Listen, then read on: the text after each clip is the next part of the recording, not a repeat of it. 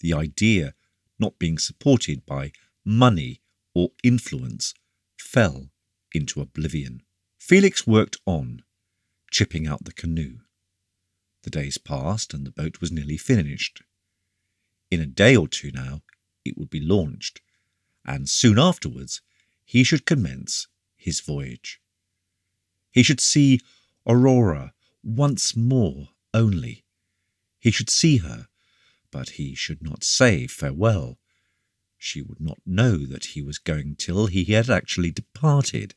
As he thought thus, a dimness came before his eyes. His hand trembled, and he could not work. He put down the chisel and paused to steady himself. Upon the other side of the stream, somewhat lower down, a yellow wood dog had been lapping the water to quench its thirst, watching the man the while. So long as Felix was intent upon his work, the wild animal had no fear. The moment he looked up, the creature sprang back into the underwood. A dove was cooing in the forest not far distant, but as he was about to resume work, the cooing ceased. Then a wood-pigeon rose from the ashes with a loud clapping of wings. Felix listened. His hunter instinct told him that something was moving there. A rustling of the bushes followed, and he took his spear, which had been leant against the adjacent tree. But, peering into the wood in a moment, he recognised Oliver, who, having walked off his rage, was returning. "I thought it might have been a bushman," said Felix, replacing his spear. "Only they are noiseless." "Any of them might have cut me down," said Oliver, "for I forgot my weapon. It is nearly noon. Are you coming home to dinner?" "Yes, I must bring my tools." He put them in the basket, and together they returned to the rope ladder. As they passed the pen by the river, they caught sight of the Baron in the adjacent gardens, which were irrigated by his contrivances from the stream, and went towards him. A retainer held 2 horses, one gaily caparisoned outside the garden. His master was talking with Sir Constans. "It is Lord John," said Oliver. They approached slowly under the fruit trees, not to intrude. Sir Constans was showing the courtier an early cherry tree, whose fruit was already set. The dry, hot weather had caused it to set even earlier than usual. A suit of black velvet, an extremely expensive and almost unprocurable material, brought the courtier's pale features into relief. It was only by the very oldest families that any velvet or satin or similar materials were still preserved. If these were in pecuniary difficulties, they might sell some part of their store, but such things were not to be got for money in the ordinary ways. 2 small silver bars across his left shoulder showed that he was a lord in waiting. He was a handsome man with clear-cut features, somewhat rakish from late hours and dissipation, but not the less interesting on that account. But his natural advantages were so overrun with the affectation of the court that you did not see the man at all, being absorbed by the studied gesture to display the jewelled ring and the peculiarly low tone of voice in which it was the fashion to speak. Beside the old warrior, he looked a mere stripling. The Baron's arm was bare, his sleeve rolled up, and as he pointed to the tree above, the muscles, as the limb moved, displayed themselves in knots, at which the courtier himself could not refrain from glancing. Those mighty arms, had they clasped him about the waist, would have crushed his bending ribs. The heaviest blow that he could have struck upon that broad chest would have produced no more effect than a hollow sound. It would not even have shaken that powerful frame. He felt the steel blue eye bright as the sky of midsummer, glance into his very mind.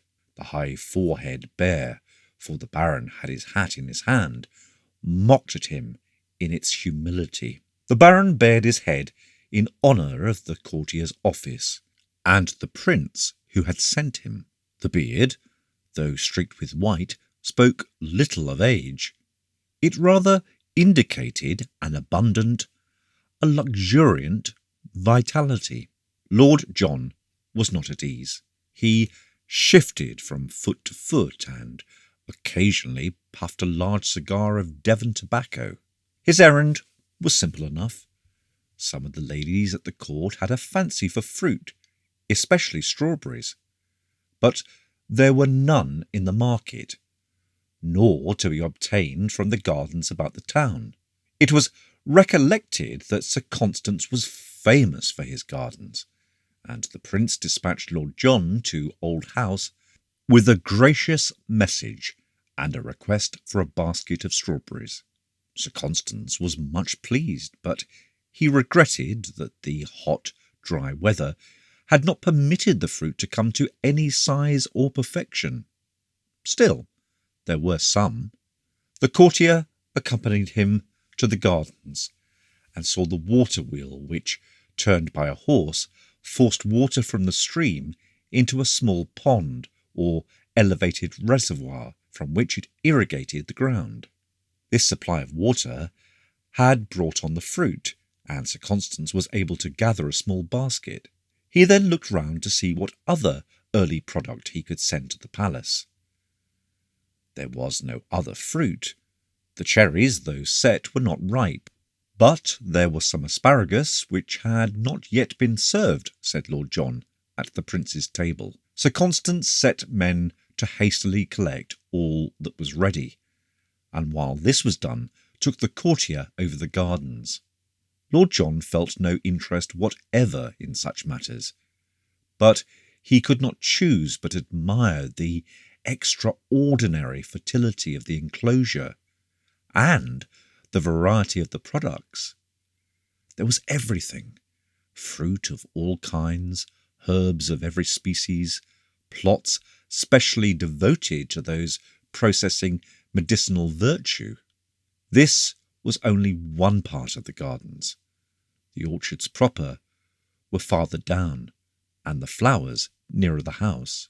Sir Constans had sent a man to the flower garden, who now returned with 2 fine bouquets, which were presented to Lord John, the one for the princess, the prince's sister, the other for any lady to whom he might choose to present it.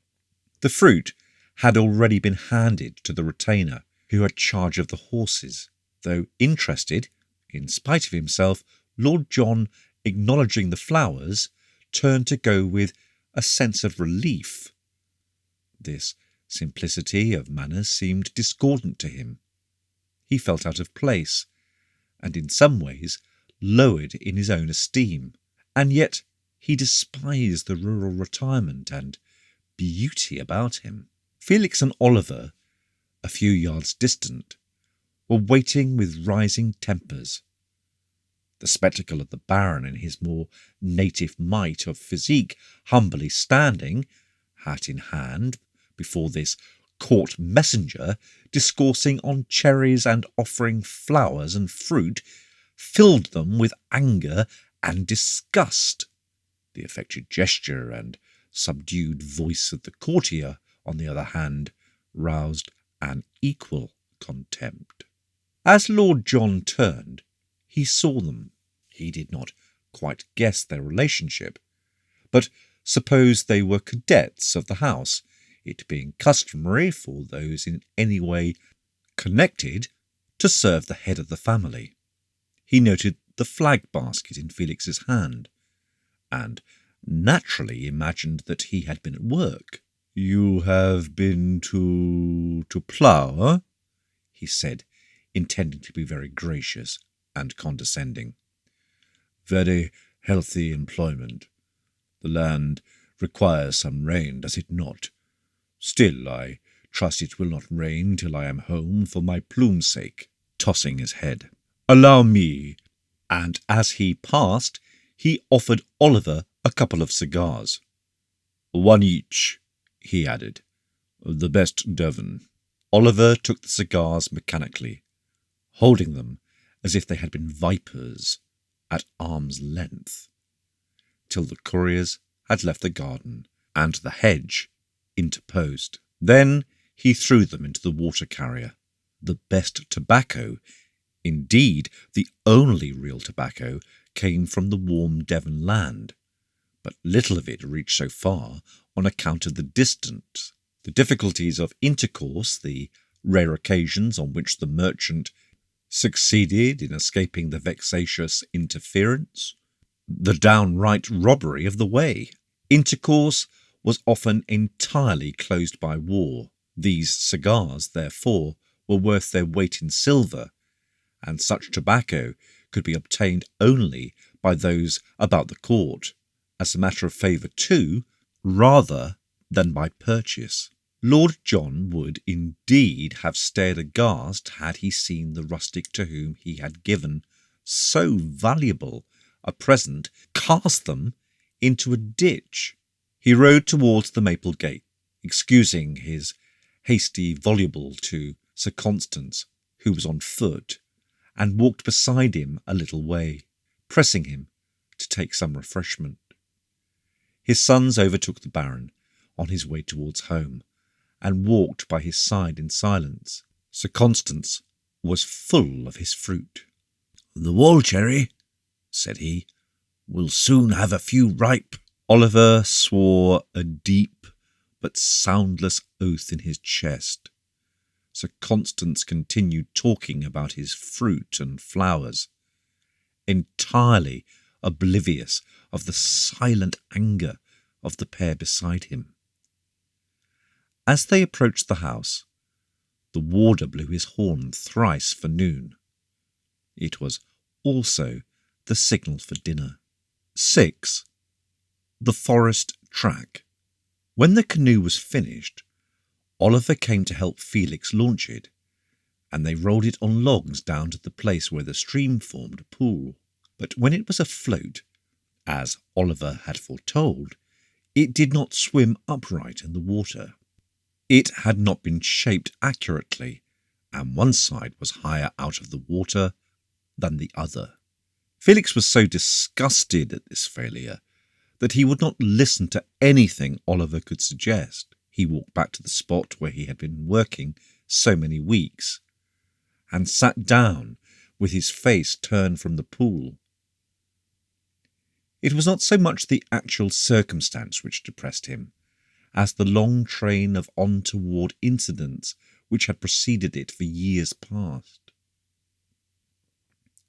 These seemed to have accumulated, till now this comparatively little annoyance was like the last straw.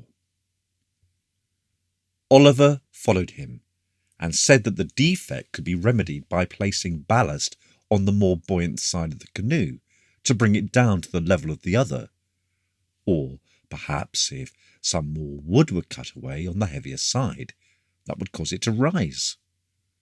He offered to do the work himself, but Felix, in his gloomy mood, would not answer him.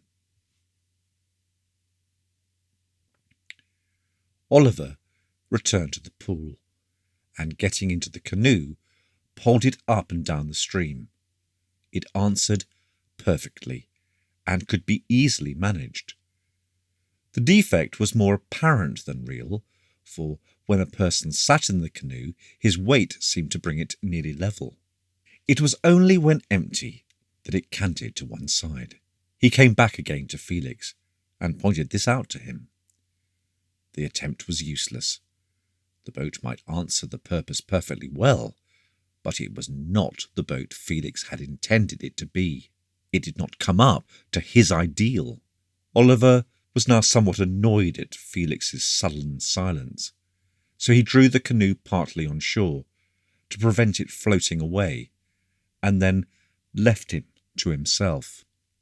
Nothing more was said about it for a day or two. Felix did not go near the spot where he had worked so hard and so long. But on Saturday, Philip came home as usual, and, as there was now no secret about the canoe, went down to look at it with Oliver. They pushed it off and floated 2 or 3 miles down the stream, hauling it on the shore past the fallen fir tree, and then, with a cord, towed it back again. The canoe, with the exception of the trifling deficiency alluded to, was a good one, and thoroughly serviceable. They endeavoured again to restore Felix's opinion of it, and an idea occurring to Philip, he said a capital plan would be to add an outrigger, and so balance it perfectly. But though usually quick to adopt ideas when they were good, in this case Felix was too much out of conceit with himself. He would listen to nothing. Still, he could not banish it from his mind, though now ashamed to return to it after so obstinately refusing all suggestions. He wandered aimlessly about in the woods till one day he found himself in the path that led to Heron Bay. Strolling to the shore of the great lake, he sat down and watched a vessel sailing afar off slowly before the west wind. The thought presently occurred to him that the addition of an outrigger in the manner Philip had mentioned would enable him to carry a sail. The canoe could not otherwise support a sail, unless a very small one merely for going before the breeze. But with such a sail as the outrigger would bear, he could venture much farther away from the land. His voyage might be more extended, and his labour with the paddle lessened. This filled him with fresh energy. He returned and at once recommenced work. Oliver, finding that he was busy again at it, came and insisted upon helping. With his aid, the work progressed rapidly. He used the tools so deftly as to accomplish more in an hour than Felix could in a day. The outrigger consisted of a beam of poplar, sharpened at both ends, and held at some 6 or 7 feet from the canoe by 2 strong crosspieces. A mast, about the same height as the canoe was long, was then set up. It was made from a young fir tree. Another, smaller fir supplied the yard, which extended fore and aft, nearly the length of the boat. The sail, of course canvas, was not very high, but long and rather broader at each end where the rope attached it to the prow and stern, or rather the 2 prows. Thus arranged, it was not so well suited for running straight before the wind as for working into it, a feat never attempted by the ships of the time. Oliver was delighted with the appearance of the boat, so much so that now and then he announced his intention of accompanying Felix on his voyage. But after a visit to the town and a glance at the Princess Lucia, his resolution changed. Yet he wavered one time, openly reproaching himself for enduring such a life of inaction and ignominy, and at another deriding Felix and his visionary schemes. The canoe was now completed, and it was tried on the pool and found to float exactly as it should. It had now to be conveyed to Heron Bay. The original intention was to put it on a cart, but the rude carts used on the estate could not very well carry it, and a sledge was substituted. Several times during the journey through the forest, the sledge had to be halted while the underwood was cut away to permit of its passing, and once a slough had to be filled up with branches hewn from fir trees and bundles of fern.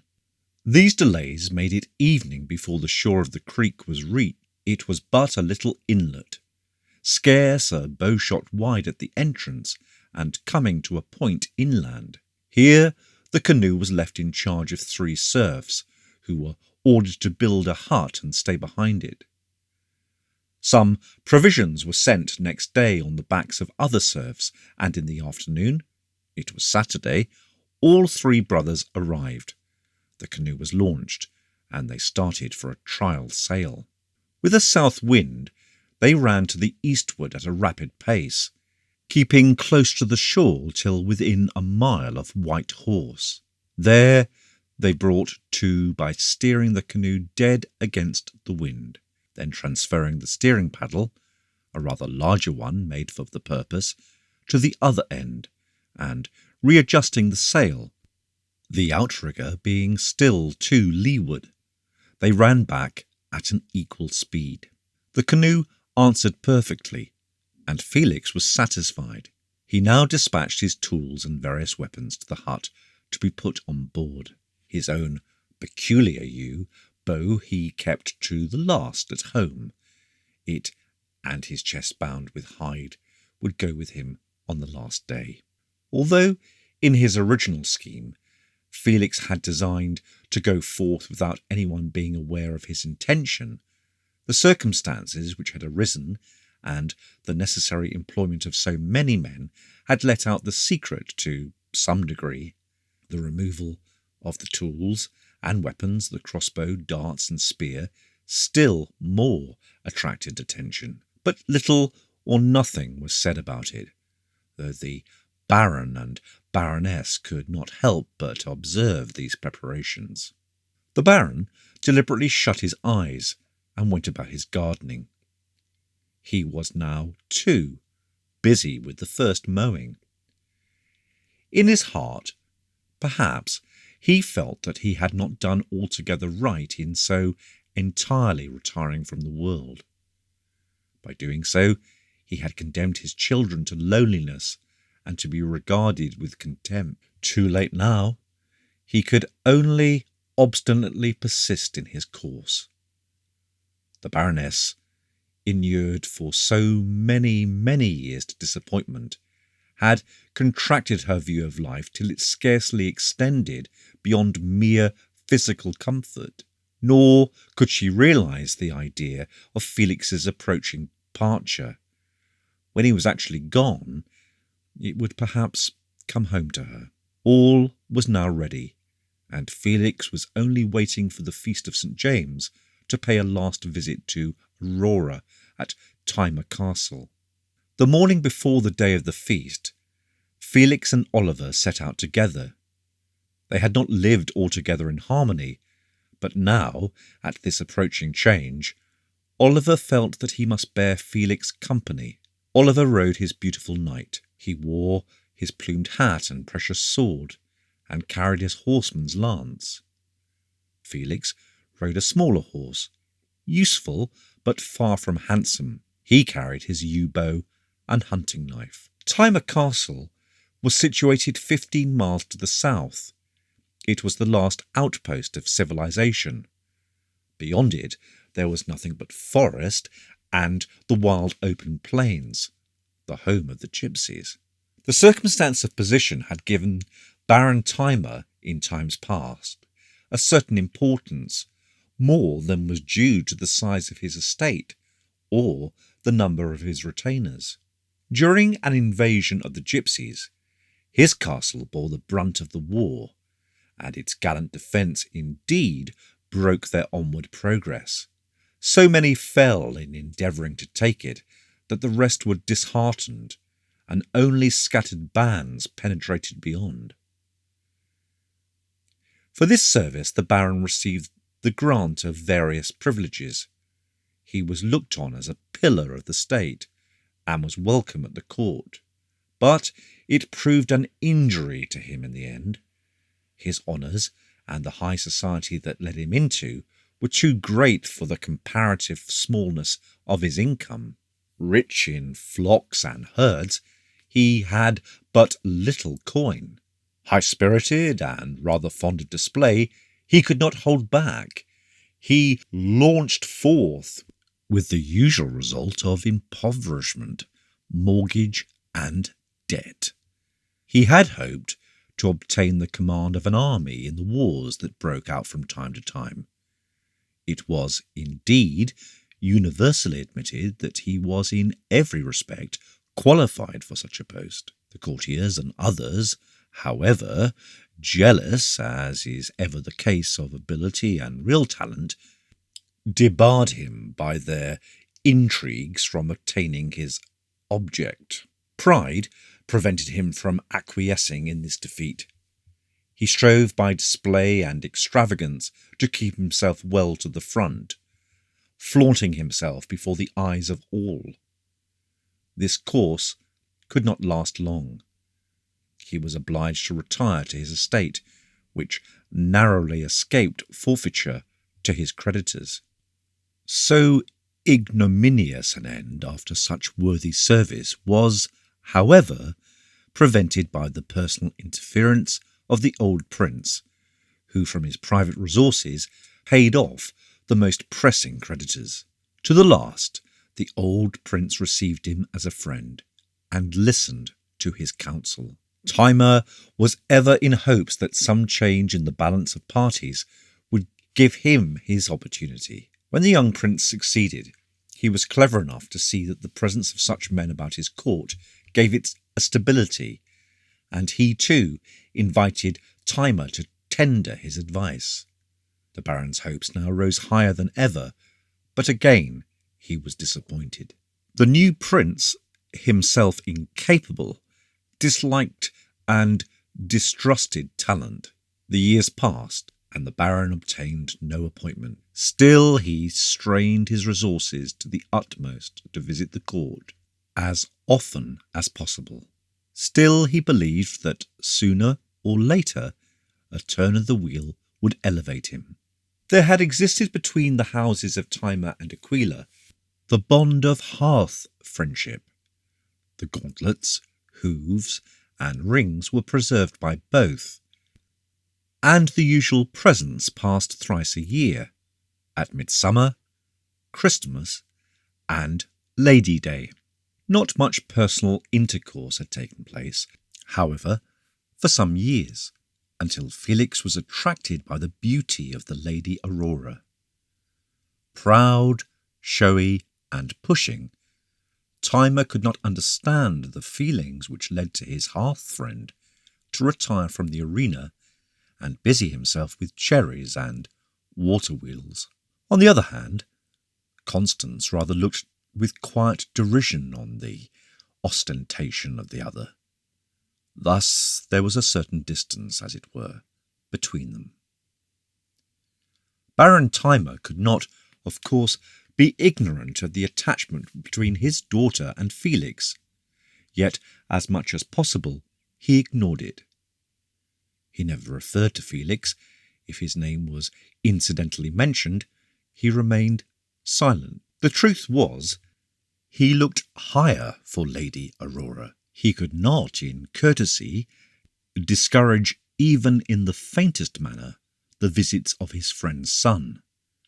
The knightly laws of honour would have forbidden so mean a course, nor would his conscience permit him to do so, remembering the old days when he and the Baron were glad companions together, and how the Baron Aquila was the first to lead troops to his assistance in the Gypsy War. Still, he tacitly disapproved. He did not encourage. Felix felt that he was not altogether welcome. He recognized the sense of restraint that prevailed when he was present. It deeply hurt his pride, and nothing but his love for Aurora could have enabled him to bear up against it. The galling part of it was that he could not in his secret heart condemn the father for evidently desiring a better alliance for his child. This was the strongest of the motives that had determined him to seek the unknown. If anything, the Baron would have preferred Oliver as a suitor for his daughter. He sympathized with Oliver's fiery spirit, and admired his feats of strength and dexterity with sword and spear. He always welcomed Oliver heartily, and paid him every attention.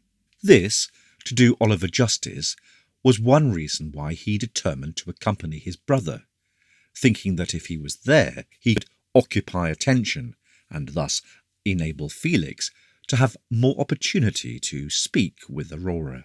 The two rode forth from the courtyard early in the morning, and passing through the whole length of the enclosure within the stockade, issued at the south barrier and almost immediately entered the forest. They rather checked their horses' haste, fresh as the animals were from the stable, but could not quite control their spirits, for the walk of a horse is even half as fast again while he is full of vigour. The turn of the track soon shut out the stockade. They were alone in the woods. Long since, early as they were, the sun had dried the dew, for his beams warm the atmosphere quickly as the spring advances towards summer. But it was still fresh and sweet among the trees, and even Felix, though bound on so gloomy an errand, could not choose but feel the joyous influence of the morning. Oliver sang aloud in his rich, deep voice, and the thud of the horses' hooves kept time to the ballad. The thrushes flew but a little way back from the path as they passed, and began to sing again directly they were by. The whistling of blackbirds came from afar, where there were open glades or a running stream. The notes of the cuckoo became fainter and fainter as they advanced farther from the stockade, for the cuckoo likes the woodlands that immediately border on cultivation. For some miles the track was broad, passing through thickets of thorn and low hawthorn trees, with immense masses of tangled underwood between brambles and woodbine, twisted and matted together, impervious above but hollow beneath. Under these they could hear the bush hens running to and fro, and scratching at the dead leaves which strewed the ground. Sounds of clucking deeper in betrayed the situation of their nests. Rushes and the dead sedges of last year, up through which the green fresh leaves were thrusting themselves in some places, stood beside the way, fringing the thorns where the hollow ground often held the water from rainstorms. Out from these bushes a rabbit occasionally started and bounded across to the other side. Here, where there were so few trees and the forest chiefly consisted of bush, they could see some distance on either hand, where the trees stood closer to the path. Contracting the view, it was moister here. The hooves cut into the grass, which was coarse and rank. The trees growing so close together destroyed themselves. Their lower branches rubbed together and were killed, so that in many spots the riders could see a long way between the trunks. Every time the wind blew, they could hear a distant cracking of branches as the dead boughs, broken by the swaying of the trees, fell off and came down. Had anyone attempted to walk into the forest there, they would have sunk above the ankle in soft, decaying wood, hidden from sight by thick vegetation. Wood pigeons rose every minute from these ash trees with a loud clatter of wings. Their calls resounded continually, now deep in the forest, and now close at hand. It was evident that a large flock of them had their nesting place here, and indeed their nests of twigs could be frequently seen from the path. There seemed no other birds. Again the forest changed, and the track, passing on higher ground, entered among firs. These too had killed each other by growing so thickly. The lower branches of many were dead, and there was nothing but a little green at the tops, while in many places there was an open space where they had decayed away altogether. Brambles covered the ground in these open places, brambles and firs now bright with golden blossom. The jays screeched loudly, startled as the riders passed under them, and fluttered away. Rabbits, which they saw again here, dived into their burrows. Between the firs the track was very narrow, and they could not conveniently ride side by side. Oliver took the lead, and Felix followed. 7.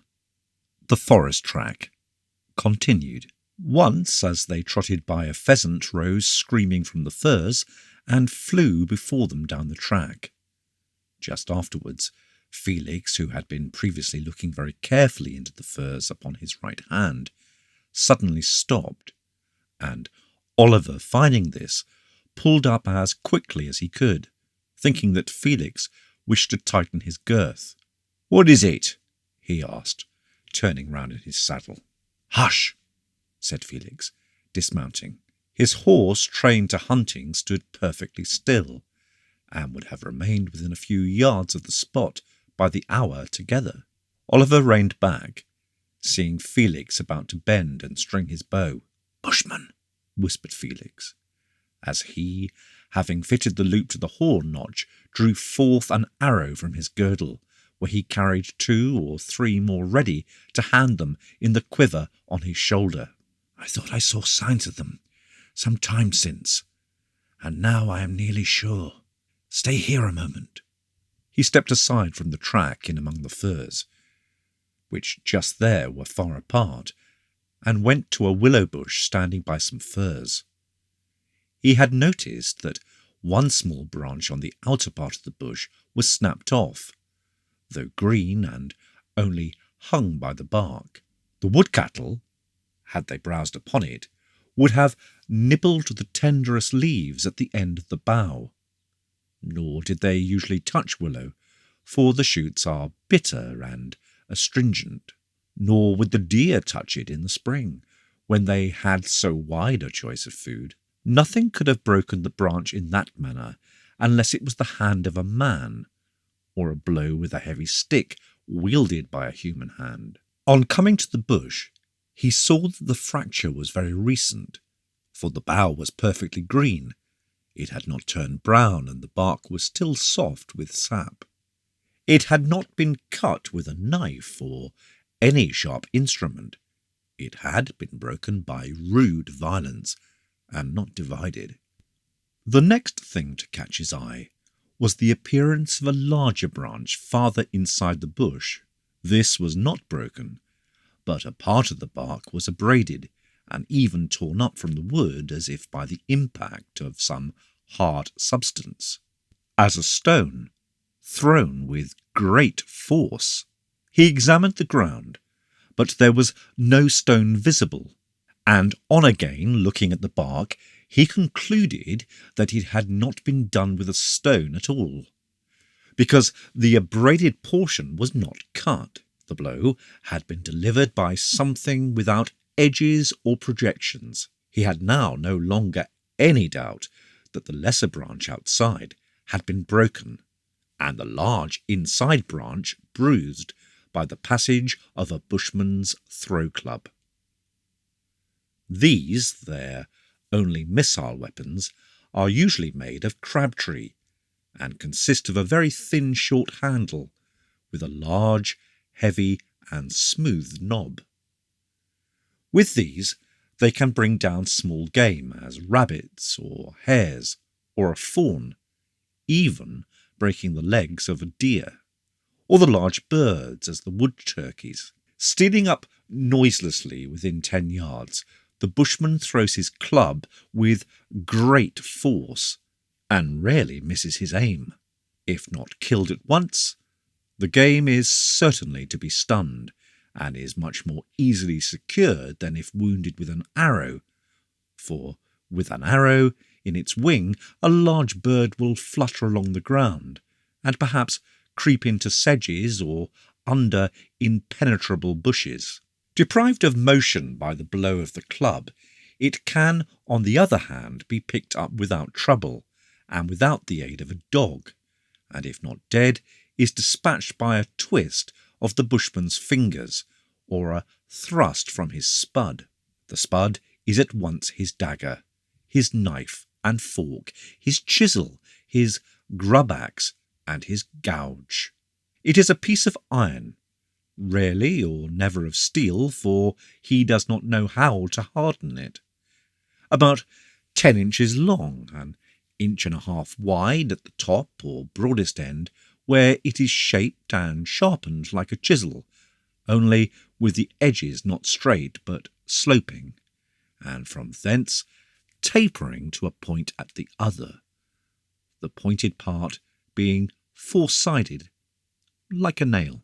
It has indeed been supposed that the original spud was formed from a large wrought iron nail, such as the ancients used, sharpened on a stone at one end and beaten out flat at the other. This instrument has a handle in the middle, halfway between the chisel end and the point. The handle is of horn or bone, the spud being put through the hollow of the bone, smoothed to fit the hand. With the chisel end, he cuts up his game and his food. The edge, being sloping, is drawn across the meat and divides it. With this end, too, he fashions his club and traps and digs up the roots he uses. The other end he runs into his meat as a fork, or thrusts it into the neck of his game to kill it and let out the blood, or with it stabs a sleeping enemy. The stab delivered by the bushman can always be distinguished because the wound is invariably square, and thus a clue only too certain has often been afforded to the assassin of many an unfortunate hunter. Whatever the bushman in this case had hurled his club at, the club had gone into the willow bush, snapping the light branch and leaving its mark upon the bark of the larger. A moment's reflection convinced Felix that the bushman had been in chase of a pheasant. Only a few moments previously, a pheasant had flown before them down the track, and where there was one pheasant, there were generally several more in the immediate neighbourhood. The bushmen were known to be peculiarly fond of the pheasants, pursuing them all the year round without reference to the breeding season, and so continuously that it was believed that they standing the vast extent of the forests than they would otherwise have been. From the fresh appearance of the snapped bough, the bushman must have passed but a few hours previously, probably at the dawn, and was very likely concealed at that moment near at hand in the forest, perhaps within 100 yards. Felix looked carefully round, but he could see nothing. There were the trees, not one of them large enough to hide a man behind it. The furze bushes were small and scattered, and there was not sufficient fern to conceal anything. The keenest glance could discern nothing more. There were no footmarks on the ground. Indeed, the dry dead leaves and fir needles could hardly have received any impression, and up in the firs the branches were thin, and the sky could be seen through them. Whether the bushman was lying in some slight depression of the ground, or whether he had covered himself with dead leaves and fir needles, or whether he had gone on and was miles away, there was nothing to show. But of the fact that he had been there, Felix was perfectly certain. He returned towards Oliver, thoughtful and not without some anxiety, for he did not like the idea, though there was really little or no danger, of these human wild beasts being so near Aurora, while he should so soon be far away. Thus occupied, he did not heed his steps, and suddenly felt something soft under his feet, which struggled. Instantaneously, he sprang as far as he could, shuddering, for he had crushed an adder, and but just escaped by his involuntary and mechanical leap from its venom. In the warm sunshine, the viper, in its gravid state, had not cared to move as usual on hearing his approach. He had stepped full upon it. He hastened from the spot, and rejoined Oliver in a somewhat shaken state of mind. Common as such an ancient was in the woods, where sandy soil warned the hunter to be careful, it seemed ominous of bushman traces, quite destroyed his sense of the beauty of the day. On hearing the condition of the willow boughs, Oliver agreed as to the cause, and said that they must remember to warn the barren shepherds that the bushmen, who had not been seen for some time, were about. Soon afterwards, they emerged from the sombre firs, and crossed a wide and sloping ground, almost bare of trees, where a forest fire last year had swept away the underwood. A verdant growth of grass was now springing up. Here they could canter side by side. The sunshine poured down, and birds were singing joyously, but they soon passed it and checked their speed on entering the trees again. Tall beeches with round, smooth trunks stood thick and close upon the dry and rising ground. Their boughs met overhead, forming a green continuous arch for miles.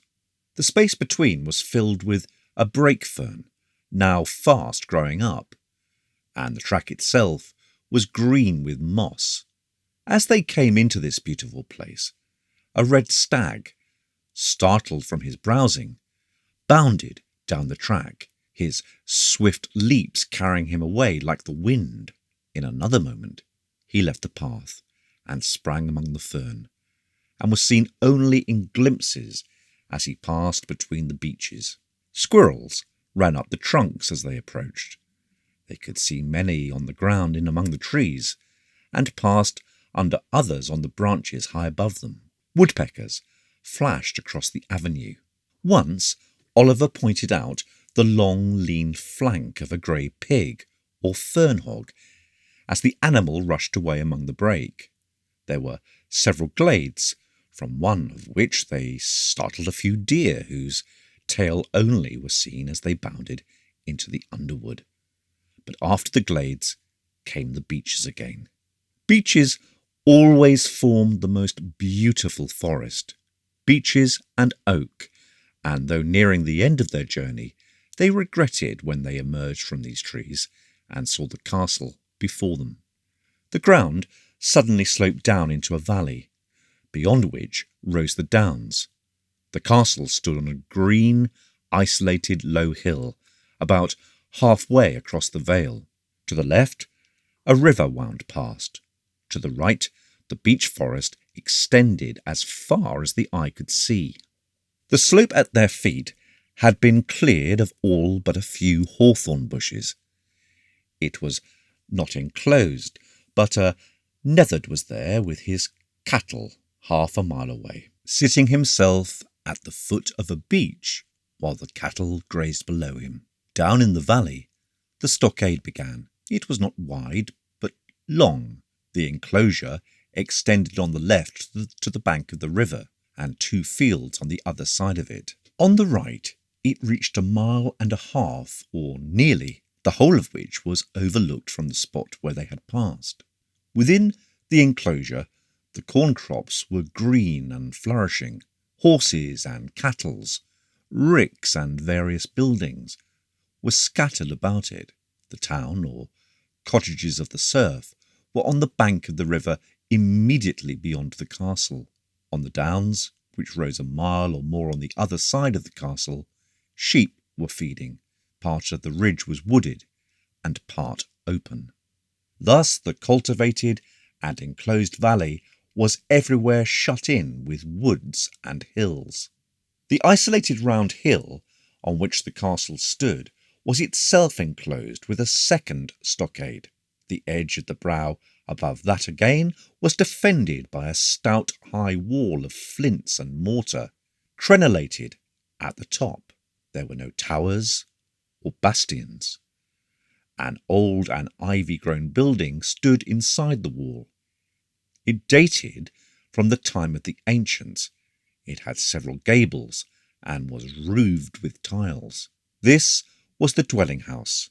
The gardens were situated on the slope between the wall and the inner stockade. Peaceful as the scene appeared, it had been the site of a furious fighting not many years ago. The downs tended to the south, where the Romani and the Zingari resided, and a keen watch was kept both from the wall and from the hills beyond. They now rode slowly down the slope, and in a few minutes reached the barrier or gateway in the outer stockade. They had been observed, but as they approached were recognised, and the gate swung open before them. Walking their horses, they crossed to the hill and were as easily admitted to the second enclosure. At the gate of the wall, they dismounted and waited while the warden carried the intelligence of their arrival to the family. A moment later, and the Baron's son advanced from the porch, and from the open window the Baroness and Aurora beckoned to them. 8. Timer Castle. Soon afterwards, the hollow sound of the warden's horn from the watch over the gate of the wall proclaimed the hour of noon, and they all assembled for dinner in the banqueting chamber. This apartment was on the ground floor, and separated from the larger hall only by an internal wall. The house, erected in the time of the ancients, was not designed for our present style of life. Indeed, many comforts and conveniences which are scarcely now to be found in the finest palaces. But it lacked the breadth of construction which our architects have now in view. In front, there were originally only 2 rooms, extensive for those old days, but not sufficiently so for ours. One of these had therefore been enlarged by throwing into it a back room and part of the entrance, and even then it was not long enough for the Baron's retainers, and at feast time a wooden shed was built opposite and up to the window, to continue, as it were, the apartment out of doors. Workmen were busy putting up this shed when they arrived. The second apartment retained its ancient form, and was used as the dining room on ordinary days. It was lighted by a large window, now thrown wide open, that the sweet spring air might enter, which window was the pride of the Baroness, for it contained more true glass than any window in the palace of the prince. The glass made now is not transparent, but merely translucent. It indeed admits light after a fashion, but it is thick and cannot be seen through. These panes were almost all, the central casement wholly, of ancient glass, preserved with the greatest care through the long years past. 3 tables were arranged in an open square. The Baron and Baroness's chairs of oak faced the window. The guests sat at the other tables, sideways to them. The servants moved on the outer side, and thus placed the food before them without pushing against or incommoding them. A 4th table was placed in a corner between the fireplace and the window. At it sat the old nurse, the housekeeper, frequently arising to order the servants, and the Baron's henchman, who had taught him to ride, but now, grey and aged, could not mount himself without assistance, and had long ceased from active service. Already 8 or 9 guests had arrived besides Felix and Oliver. Some had ridden a great distance to be at the house day. They were all nobles, richly dressed. 1 or 2 of the eldest were wealthy and powerful men, and the youngest was the son and heir of the Earl of Iseton, who was then the favourite at court. Each had come with his own personal attendants.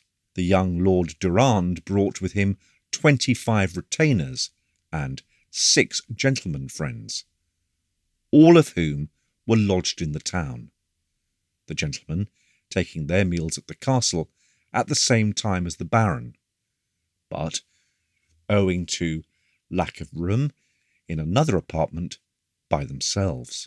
Durand was placed, or rather quietly helped himself, to a seat next the Lady Aurora, and of all the men there present, certainly there was none more gallant and noble than he. His dark eyes, his curling hair, short but brought in a thick curl over his forehead, his lips well shaped, his chin round and somewhat prominent. The slight moustache, no other hair on the face, formed the very ideal of what many women look for in a man. But it was his bright, lively conversation, the way in which his slightly swarthy complexion flushed with animation, the impudent assurance and yet generous warmth of his manner, and indeed of his feelings, which had given him the merited reputation of being the very flower of the nobles. With such a reputation, backed with the great wealth and power of his father, gentlemen competed with each other to swell his train.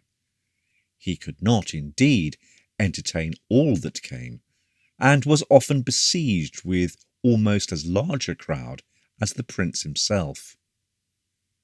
He took as his right the chair next Aurora, to whom, indeed, he had been paying unremitting attention all the morning.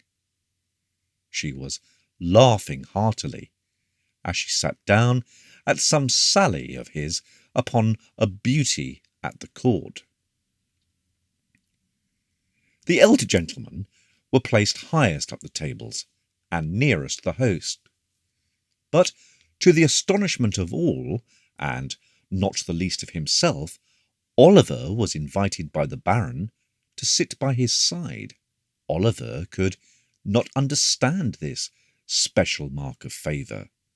The others, though far too proud for a moment to resent what they might have deemed a slight upon them, at once began to search their minds for a reason. They knew the Baron as an old intriguer. They attached a meaning, whether intended or not, to his smallest action. Felix crowded out, as it were, and unnoticed, was forced to take his seat at the end of the table nearest that set apart in the corner for the aged and honoured servitors of the family. Only a few feet intervened between him and the ancient henchman, and he could not but overhear their talk among themselves, whispered as it was. He had merely shaken hands with Aurora. The crowd in the drawing-room and the marked attentions of Durand had prevented the exchange of a single word between them. As usual, the sense of neglect and injury over which he had so long brooded with little or no real cause, considering, of course, his position and that the world can only see our coats and not our hearts.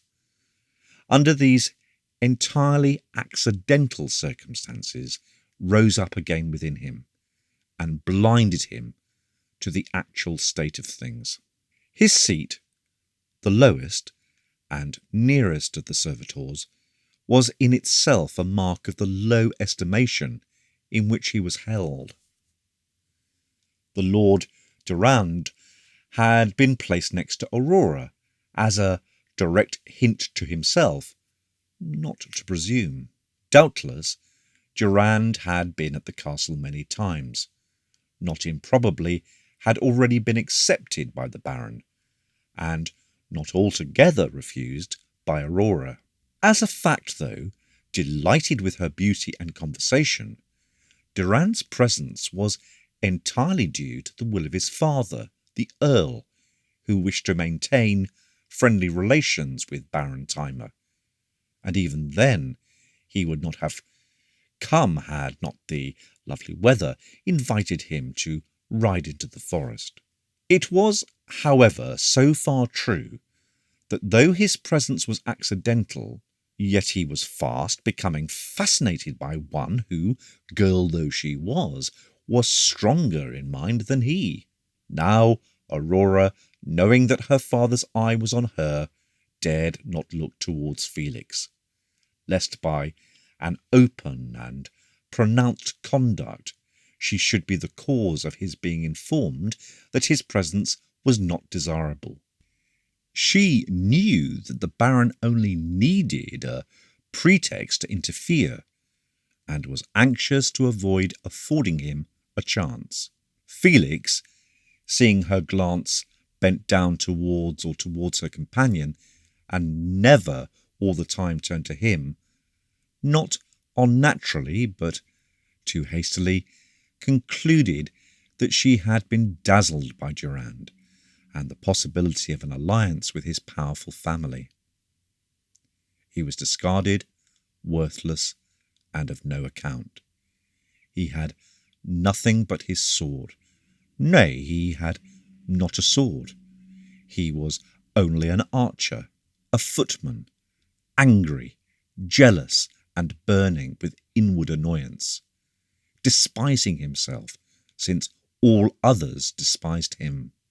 Scarce able to remain at the table, Felix was almost beside himself, and did not answer nor heed the remarks of the gentleman sitting by him, who put him down as an ill-bred churl.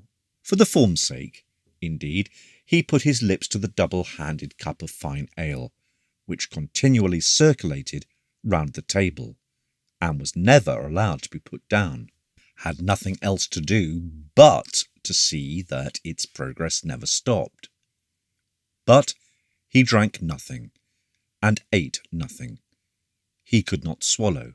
How visionary, how weak and feeble now seemed the wild scheme of the canoe and the proposed voyage.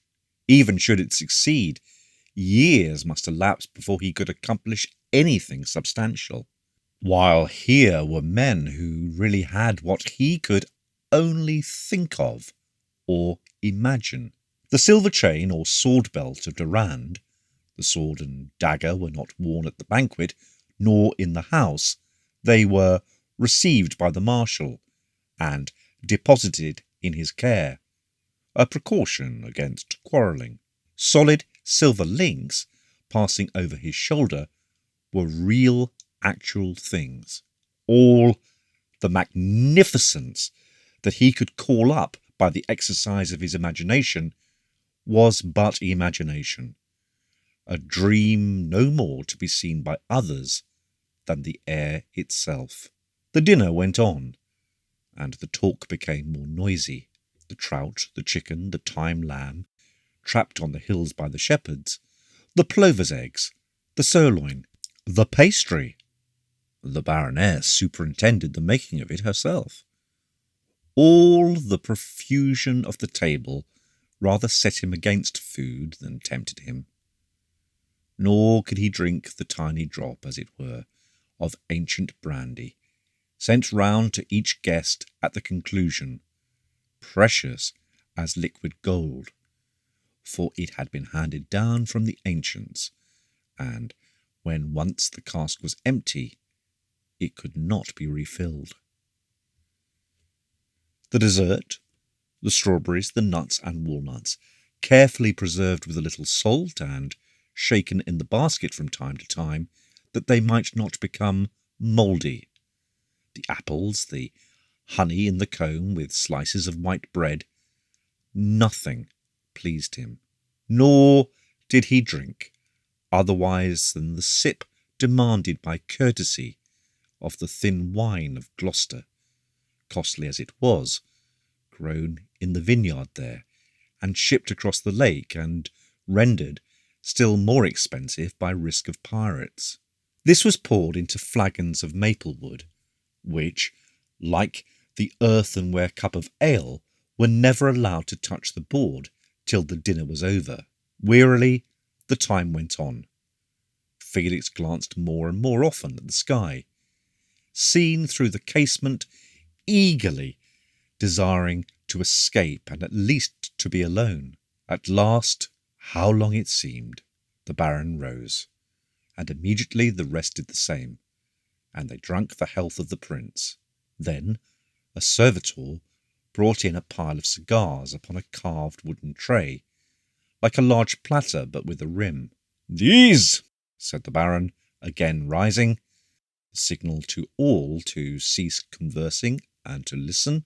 are a present from my gracious and noble friend the Earl of Essington." He looked towards Durand. "Not less kindly carried by Lord Durand. I could have provided only our own coarse tobacco, but these are the best Devon." The ladies now left the table, Aurora escorted by Durand, the Baroness by Oliver. Oliver indeed was in the highest spirits. He had eaten heartily of all, especially the sweet thyme lamb, and drunk as freely. He was in his element. His laugh the loudest, his talk the liveliest. Directly Durand returned, he had gone even a part of the way upstairs towards the drawing-room with Aurora, a thing a little against etiquette. He took his chair, formality being now at an end, and placed it by Oliver.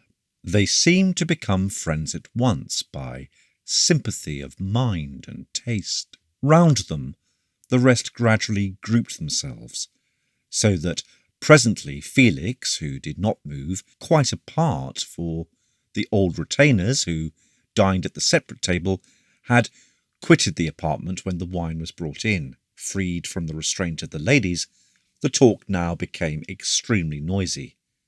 The blue smoke from the long cigars filled the great apartment. One only remained untouched, that placed before Felix. Suddenly it struck him that, thus sitting alone and apart, he should attract attention. He therefore drew his chair to the verge of the group, but remained silent, and as far off as ever. Presently the arrival of 5 more guests caused a stir and confusion, in the midst of which he escaped into the open air. He wandered towards the gate of the wall, passing the wooden shed where the clink of hammers resounded, glanced at the sundial which showed the hour of 3. 3 weary hours had they feasted, and went out into the gardens. Still going on, he descended the slope, and, not much heeding whither he was going, took the road that led into the town. It consisted of some 100 or more houses, built of wood and thatched, placed without plan or arrangement on the bank of the stream. Only one long street ran through it, the rest were mere byways.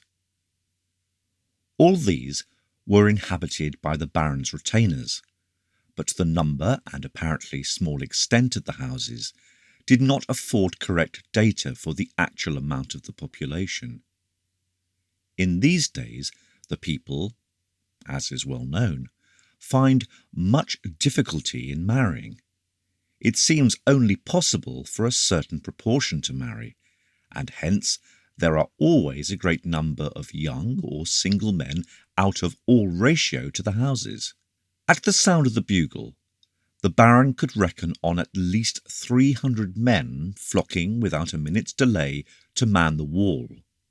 In an hour more would arrive from the outer places, and by nightfall, if the summons went forth in the morning, his shepherds and swineherds would arrive, and these together would add some 150 to the garrison. Next we must reckon the armed servants of the house, the Baron's personal attendants, the gentlemen who formed his train, his sons, and the male relations of the family. These certainly were not less than 50. Altogether, over 500 men, well armed and accustomed to the use of their weapons, would range themselves beneath his banner. 2 of the buildings in the town were of brick, the material carried hither, for there was no clay or stone thereabouts. They were not far apart.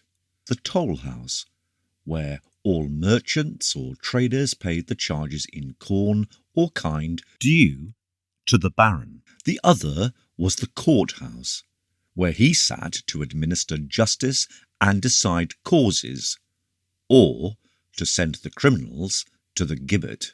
These alone of the buildings were of any age, for the wooden houses were extremely subject to destruction by fire, and twice in the Baron's time Half the town had been laid in ashes, only to rise again in a few weeks.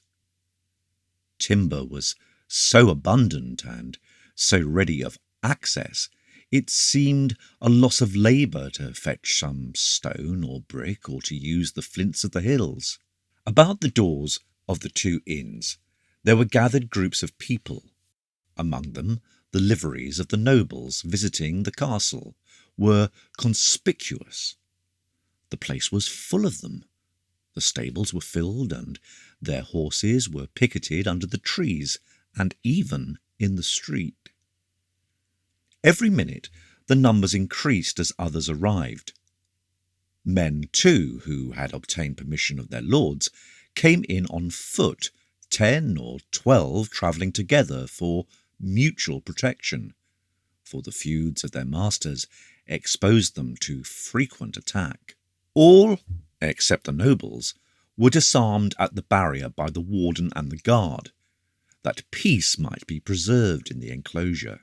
The folk at the moment he passed were watching the descent of 3 bud wagons from the forest track, in which were travelling the ladies of as many noble families.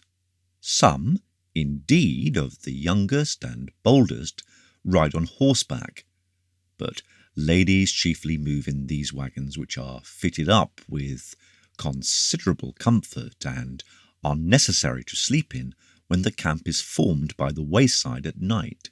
None noticed him as he went by, except a group of 3 cottage girls and a serving woman, an attendant of a lady visitor at the castle. He heard them allude to him.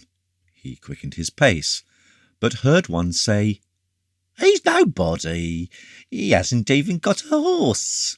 "Yes, he is," replied the serving woman.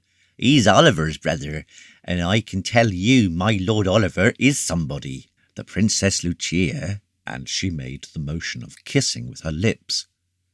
Felix, ashamed and annoyed to the last degree, stepped rapidly from the spot. The serving woman, however, was right in a measure. The real or supposed favour shown Oliver by the prince's sister, the Duchess of Deverell, had begun to be bruited abroad, and this was the secret reason why the Baron had shown Oliver so much and so marked an attention, even more than he had paid to Lord Durand. Full well he knew the extraordinary influence possessed by ladies of rank and position. From what we can learn out of the scanty records of the past, it was so even in the days of the ancients. It is 100-fold more so in these times when, although every noble must of necessity be taught to read and write as a matter of fact, the men do neither, but all the correspondence of kings and princes and the diplomatic documents and notices and so forth are one and all, almost without a single exception, drawn up by women. They know the secret and hidden motives of courts and have this great advantage that they can use their knowledge without personal fear, since women are never seriously interfered with, but are protected by all.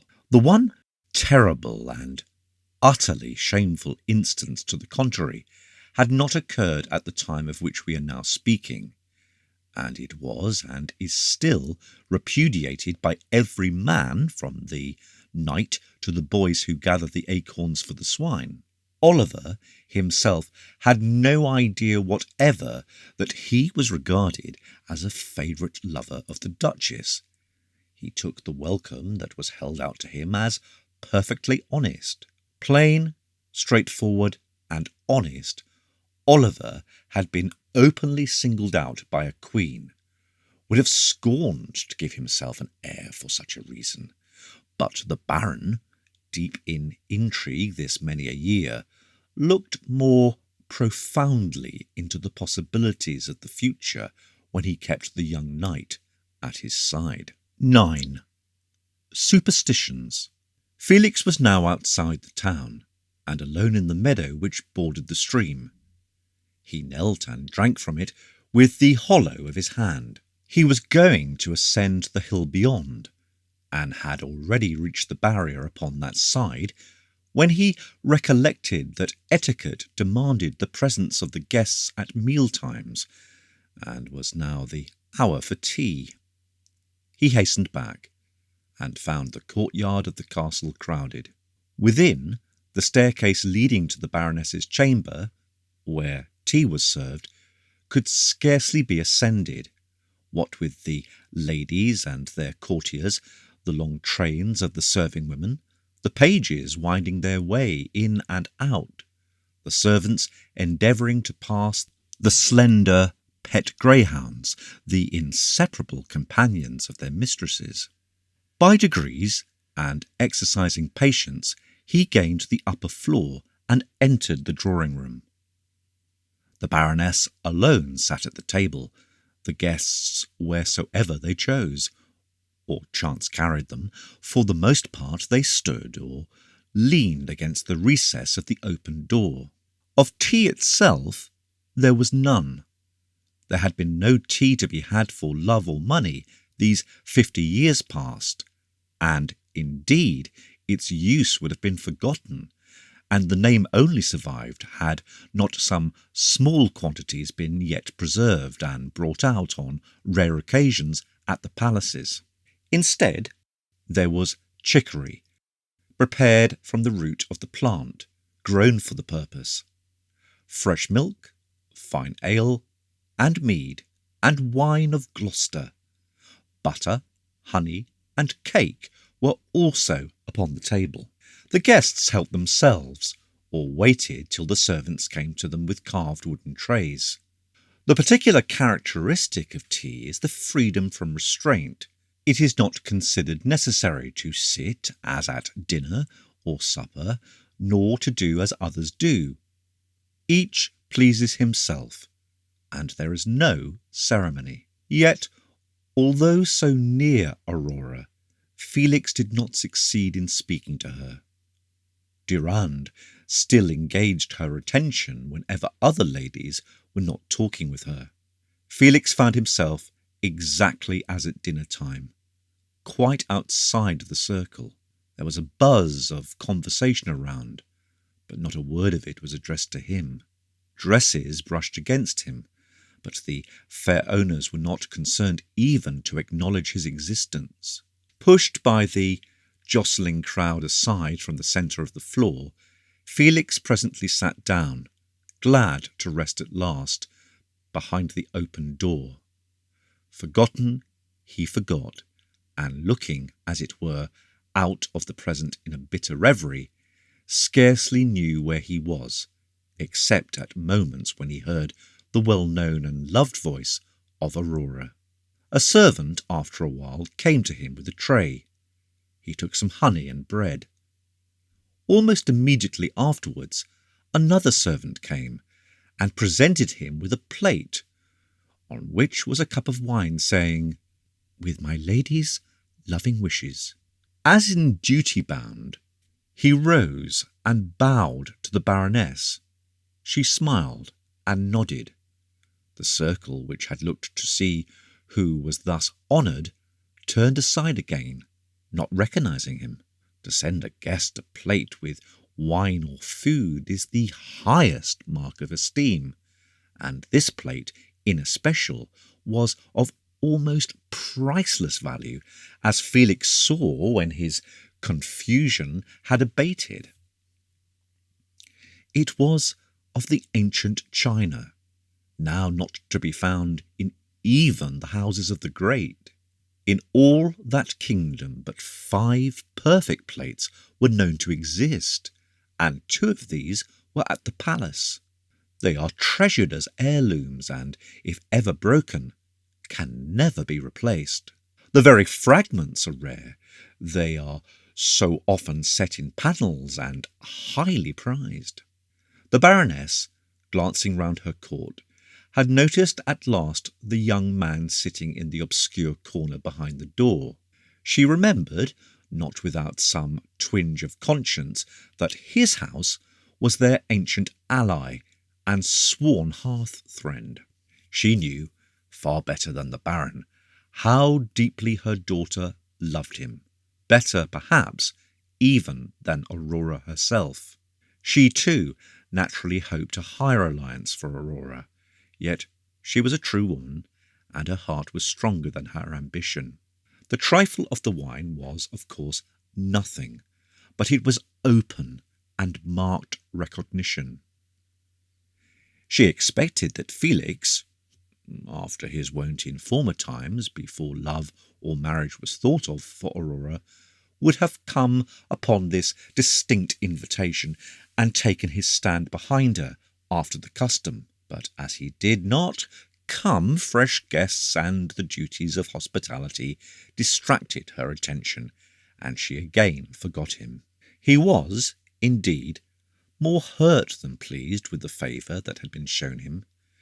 It seemed to him, though really prompted by the kindest feeling, like a bone cast at a dog. He desired to be so regarded that no special mark of favour should be needed. It simply increased his discontent. The evening wore on. The supper began.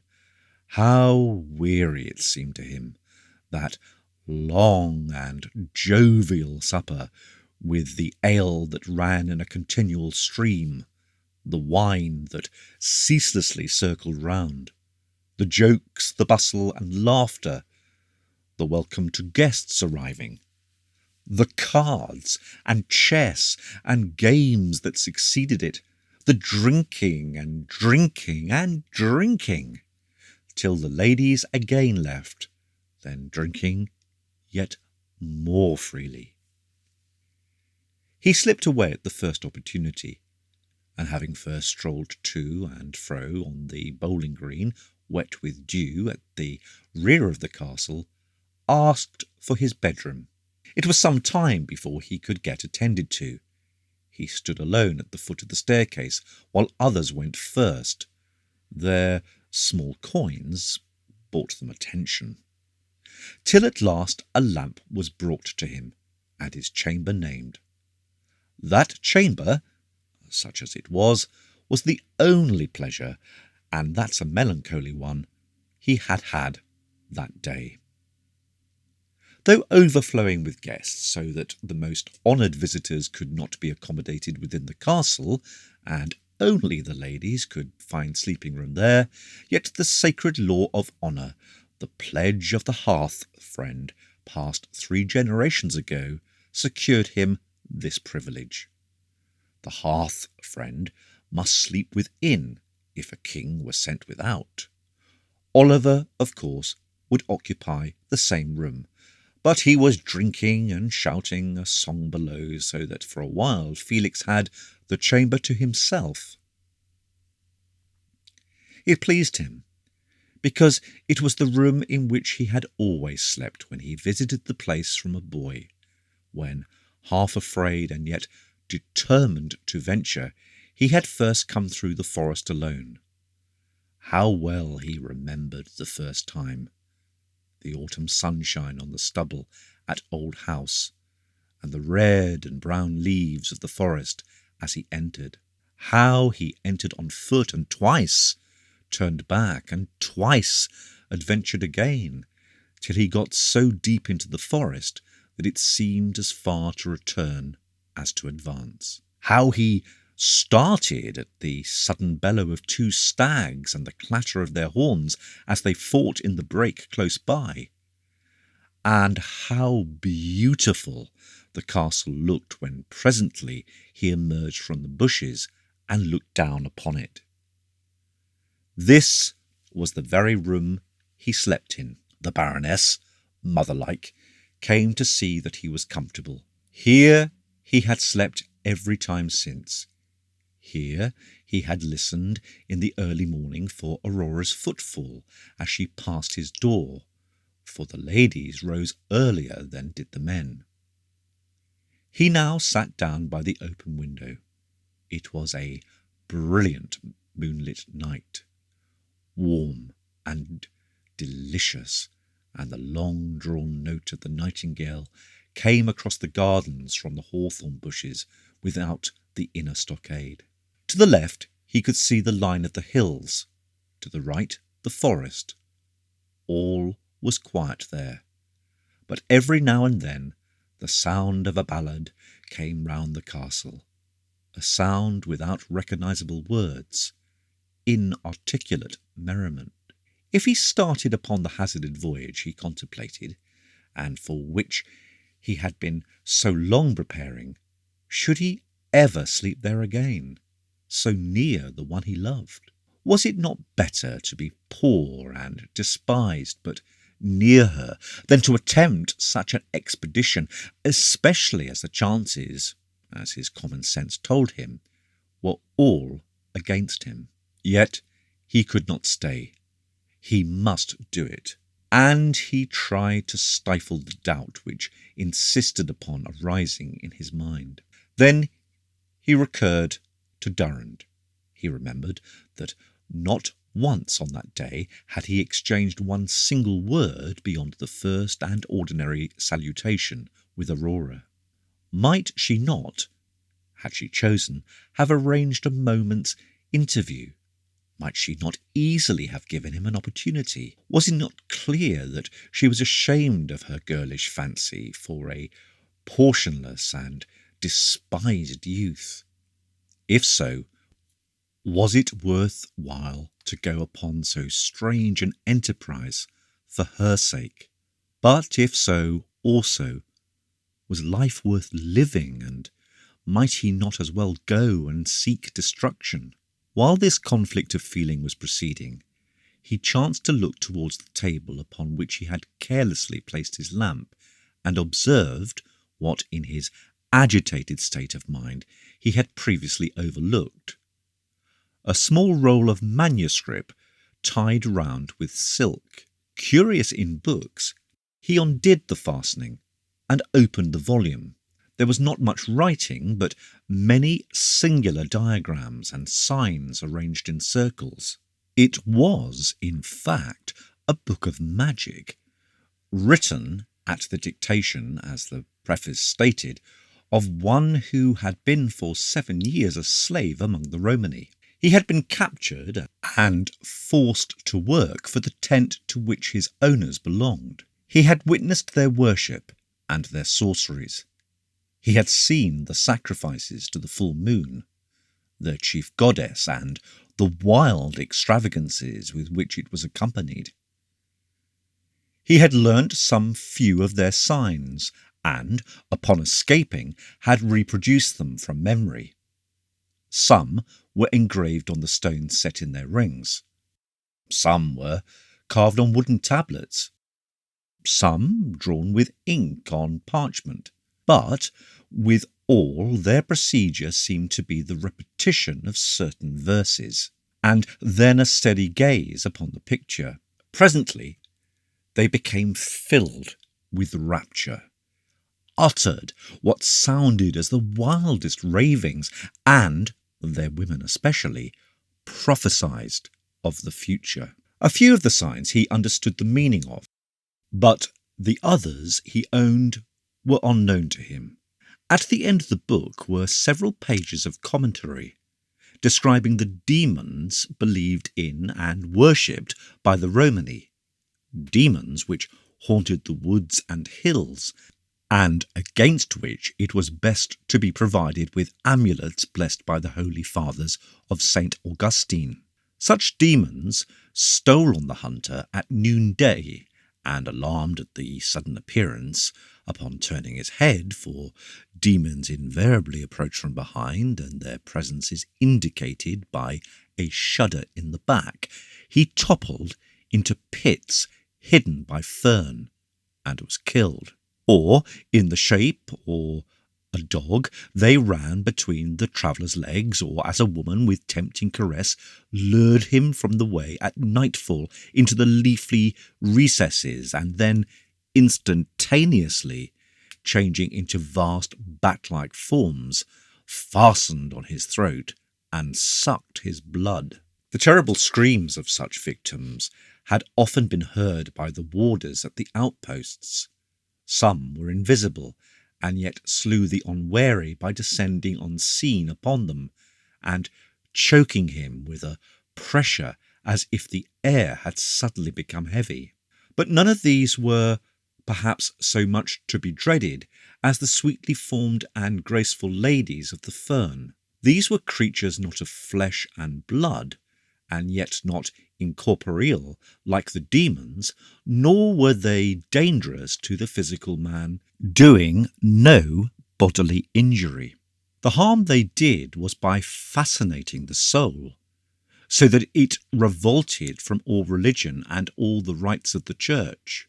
Once resigned to the caress of the fern woman, the unfortunate was lured farther and farther from the haunts of men, until at last he wandered into the unknown forest and was never seen again.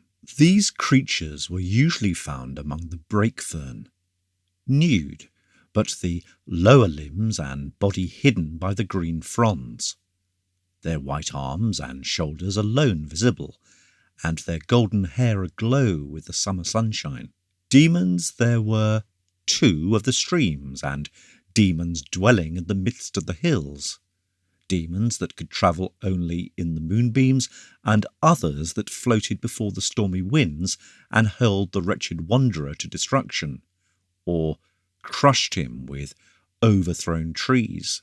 In proof of this, the monk asked the reader if he had not heard of huge boughs falling from trees without visible cause, suddenly and without warning, and even of trees themselves in full foliage in calm weather toppling with a crash to the imminent danger or the death of those who happened to be passing. Let all these purchase the amulets of St. Augustine, concluded the writer, who it appeared was a monk in whose monastery the escaped prisoner had taken refuge, and who had written down his relation and copied his rude sketches. Felix pored over the strange diagrams, striving to understand the hidden meaning. Some of them, he thought, were alchemical signs and related to the making of gold, especially as the prisoner stated the Romani possessed much more of that metal in their tents than he had seen in the palaces of our kings. Whether they had a gold mine from whence they drew it, or whether they had the art of transmutation, he knew not, but he had heard allusions to the wealth in the mountain of the apple trees, which he supposed to be a mystical place. When Felix at last looked up, the lamp was low. The moonbeams had entered and fell upon the polished floor, and from the window he could see a long white ghostly line of mist where a streamlet ran at the base of the slope by the forest. The songs were silent. There was no sound save the distant neigh of a horse and the heavy tramp of a guest coming along the gallery. Half bewildered by poring over the magic scroll, full of the signs and the demons, and still with a sense of injury and jealousy cankering his heart, Felix retired to his couch, and, weary beyond measure, instantly fell asleep. In his unsettled state of mind, it did not once occur to him to ask himself how the manuscript came to be upon his table.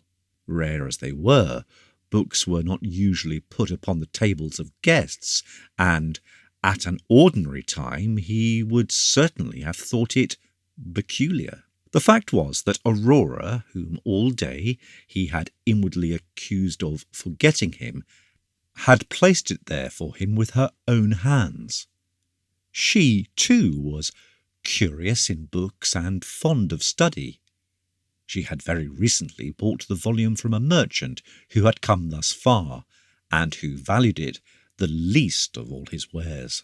She knew that Felix had read and reread every other scrap of writing there was in the castle, and thought that this strange book might interest him, giving, as it did, details of those powers of the air in which almost all fully believed. Unconscious of this attention, Felix fell asleep, angry and bitter against her.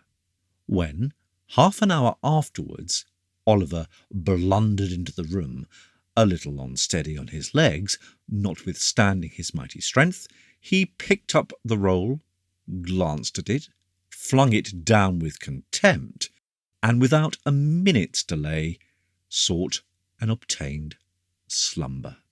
10. The Feast.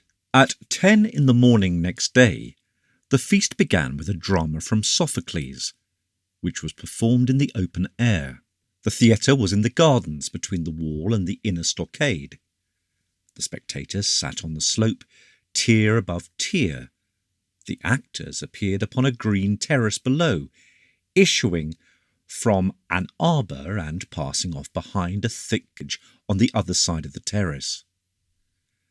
There was no scenery whatever. Aurora had selected the Antigone. There were not many dramatists from whom to choose, for so many English writers, once famous, had dropped out of knowledge and disappeared. Yet some of the far more ancient Greek and Roman classics remained, because they contained depth and originality of ideas in small compass. They had been copied in manuscripts by thoughtful men from the old printed books, before they mouldered away. And their manuscripts being copied again, these works were handed down. The books which came into existence with printing had never been copied by the pen, and had consequently nearly disappeared. Extremely long and diffuse it was found, too, that so many of them were but enlargements of ideas or sentiments which had been expressed in a few words by the classics. It is so much easier to copy an epigram of 2 lines than a printed book of hundreds of pages, and hence it was that Sophocles had survived while much more recent writers had been lost. From a translation, Aurora had arranged several of his dramas. Antigone was her favourite, and she wished Felix to see it.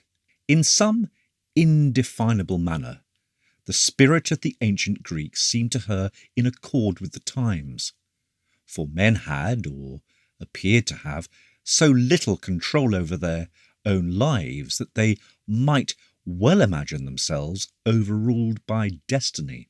Communication between one place and another was difficult. The division of society into castes and the iron tyranny of arms prevented the individual from making any progress in lifting himself out of the groove in which he was born, except by the rarest opportunity, unless specially favoured by fortune. As men were born, so they lived. They could not advance, and when this is the case, the idea of fate is always predominant. The workings of destiny, the irresistible overpowering both the good and the evil disposed, such as were traced in the Greek drama, were paralleled in the lives of many a miserable slave at that day. They were forced to endure, for there was no possibility of effort. Aurora saw this and felt it deeply, ever anxious as she was for the good of all. She saw the sadness that reigned even in the midst of the fresh foliage of spring and among the flowers. It was fate. It was Sophocles. She took the part of the heroine herself, clad in Greek costume. Felix listened and watched, absorbed in his love. Never had that ancient drama appeared so beautiful as then. In the sunlight, the actors stepped upon the daisied sward, and the song of birds was all their music. While the play was still proceeding, those who were to form the usual procession had already been assembling in the court before the castle, and just after noon, to the sound of the trumpet, the Baron, with his youngest son beside him, the eldest was at court, left the porch, wearing his fur-lined short mantle, his collar and golden spurs, and the decoration won so many years before. all the insignia of his rank. He walked, his war-horse fully caparisoned with axe at the saddle-bow was led at his right side, and upon the other came a knight carrying the banneret of the house. The gentlemen of the house followed closely. Duly marshalled in ranks and wearing the gayest dress, the leading retainers, fully armed, brought up the rear. Immediately upon issuing from the gate of the wall, the procession was met and surrounded by the crowd, carrying large branches of may in bloom, flowers and green willow boughs. The flowers they flung before him on the ground, the branches they bore with them, chanting old verses in honour of the family. The route was through the town, where the Baron stopped at the door of the courthouse and proclaimed a free pardon to all serfs, who were released within a few minutes, not guilty of the heavier crimes. Thence he went to the pasture just beyond, carefully mown close and swept for the purpose, where the maypole stood, wreathed in flowers and green branches.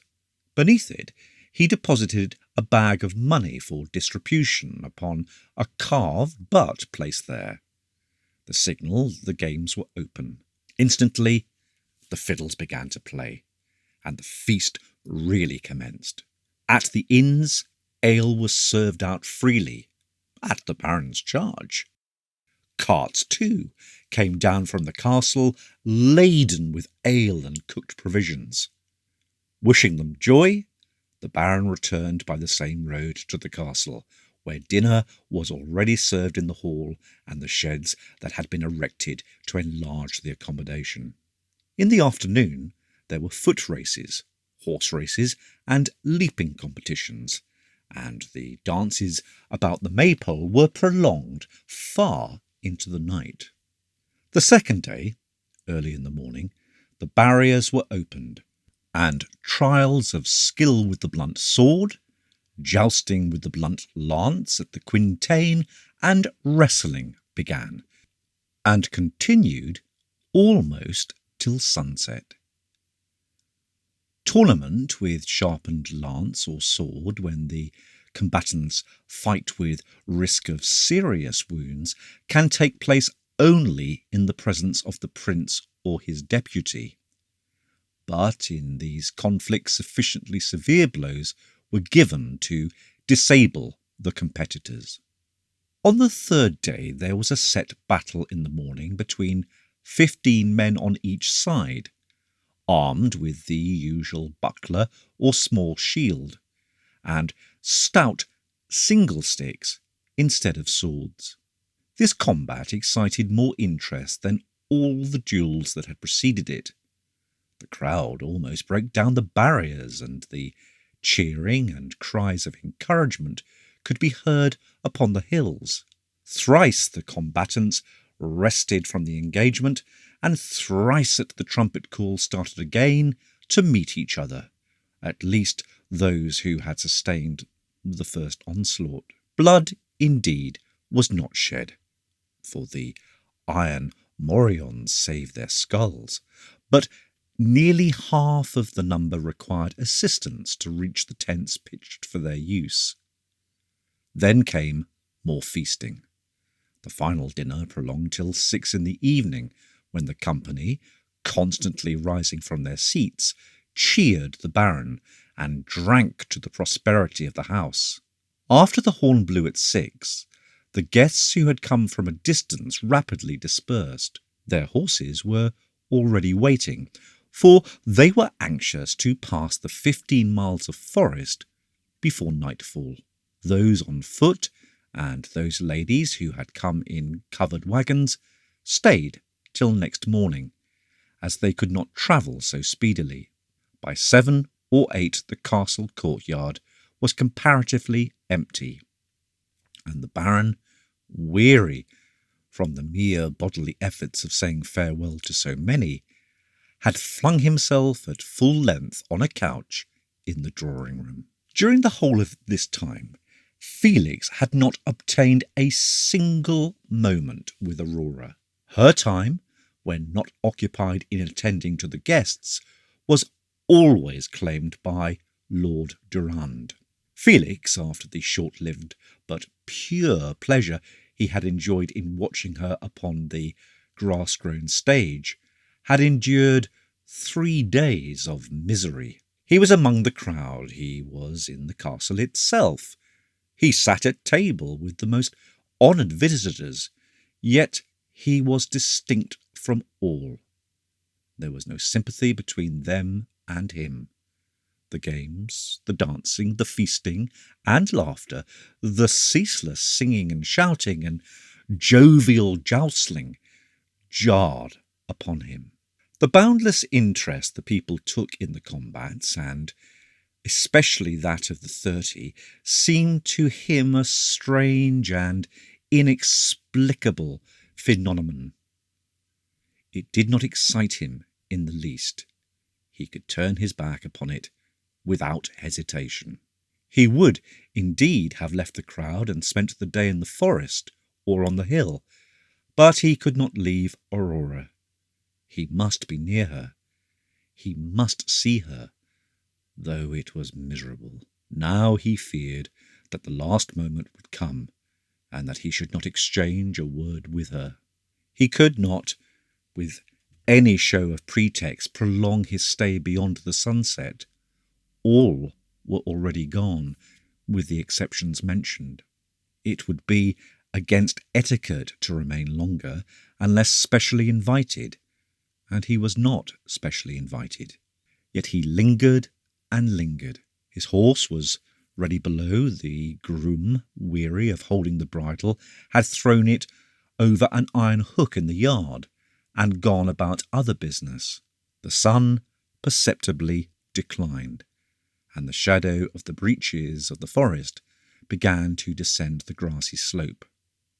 Still he stayed, restlessly moving, now in the dining chamber, now in the hall, now at the foot of the staircase, with an unpleasant feeling that the servants looked at him curiously and were watching him.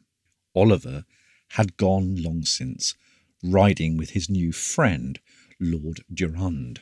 They must by now be halfway through the forest. Forced by the inexorable flight of time, he put his foot upon the staircase to go up to the drawing-room and bid farewell to the Baroness. He ascended it, step by step, as a condemned person goes to his doom. He stayed to look out of the open windows as he went by, anything to excuse delay to himself. He reached the landing at last, and had taken 2 steps towards the door, when Aurora's maid, who had been waiting there an hour or more for the opportunity, brushed past him and whispered, "The rose arbour." Without a word, he turned, hastened down the stairs, ran through the castle yard, out at the gate, and, entering the gardens between the wall and the inner stockade, made for the arbour on the terrace where the drama had been enacted. Aurora was not there, but as he looked round, disappointed, she came from the Filbert walk, and taking his arm, led him to the arbour. They sat down, without a word. In a moment she placed her head upon his shoulders. He did not respond. She put her arm, how warm it felt, about his neck. He yielded stiffly and ungraciously to the pressure. She drew down his head and kissed him. His lips touched but did not press hers. They met but did not join. In his sullen and angry silence, he would not look. She drew still nearer and whispered his name. Then he broke out. He pushed her away. His petty jealousy and injured self-esteem poured out upon her. "I am not the heir to an earldom," he said. "I do not ride with a score of gentlemen at my back. They have some wonderful diamonds, have they not, Countess?" "Felix, it is no use. Yes, your voice is sweet, I know, but you, all of you, despise me. I am nothing, no one." "You are all, everything to me. You were with Durrand the whole time. I could not help myself." "Not help yourself? Do you think I believe that?" "Felix, dear, I tell you I could not help myself. I could not, indeed. You do not know all." "No, probably not. I do not know the terms of the marriage contract." "Felix, there is no such thing. Why? What has come to you? How pale you look. Sit down," for he had risen. "I cannot, Aurora dear, I cannot. Oh, what shall I do? I love you so." 11. Aurora. Felix fell on the seat beside her, burying his face in the folds of her dress. He sobbed, not with tears, but choking passion. She held him to her heart as if he had been a child, stroking his hair and kissing it, whispering to him, assuring him that her love was his, that she was unchanged. She told him that it was not her fault. A little while before the feast, the Baron had suddenly broken out into a fit of temper, such as she had never seen him indulge in previously. The cause was pressure put upon him by his creditors. Unpleasant truths had escaped him, amongst the rest his dislike, his positive disapproval of the tacit engagement they had entered into.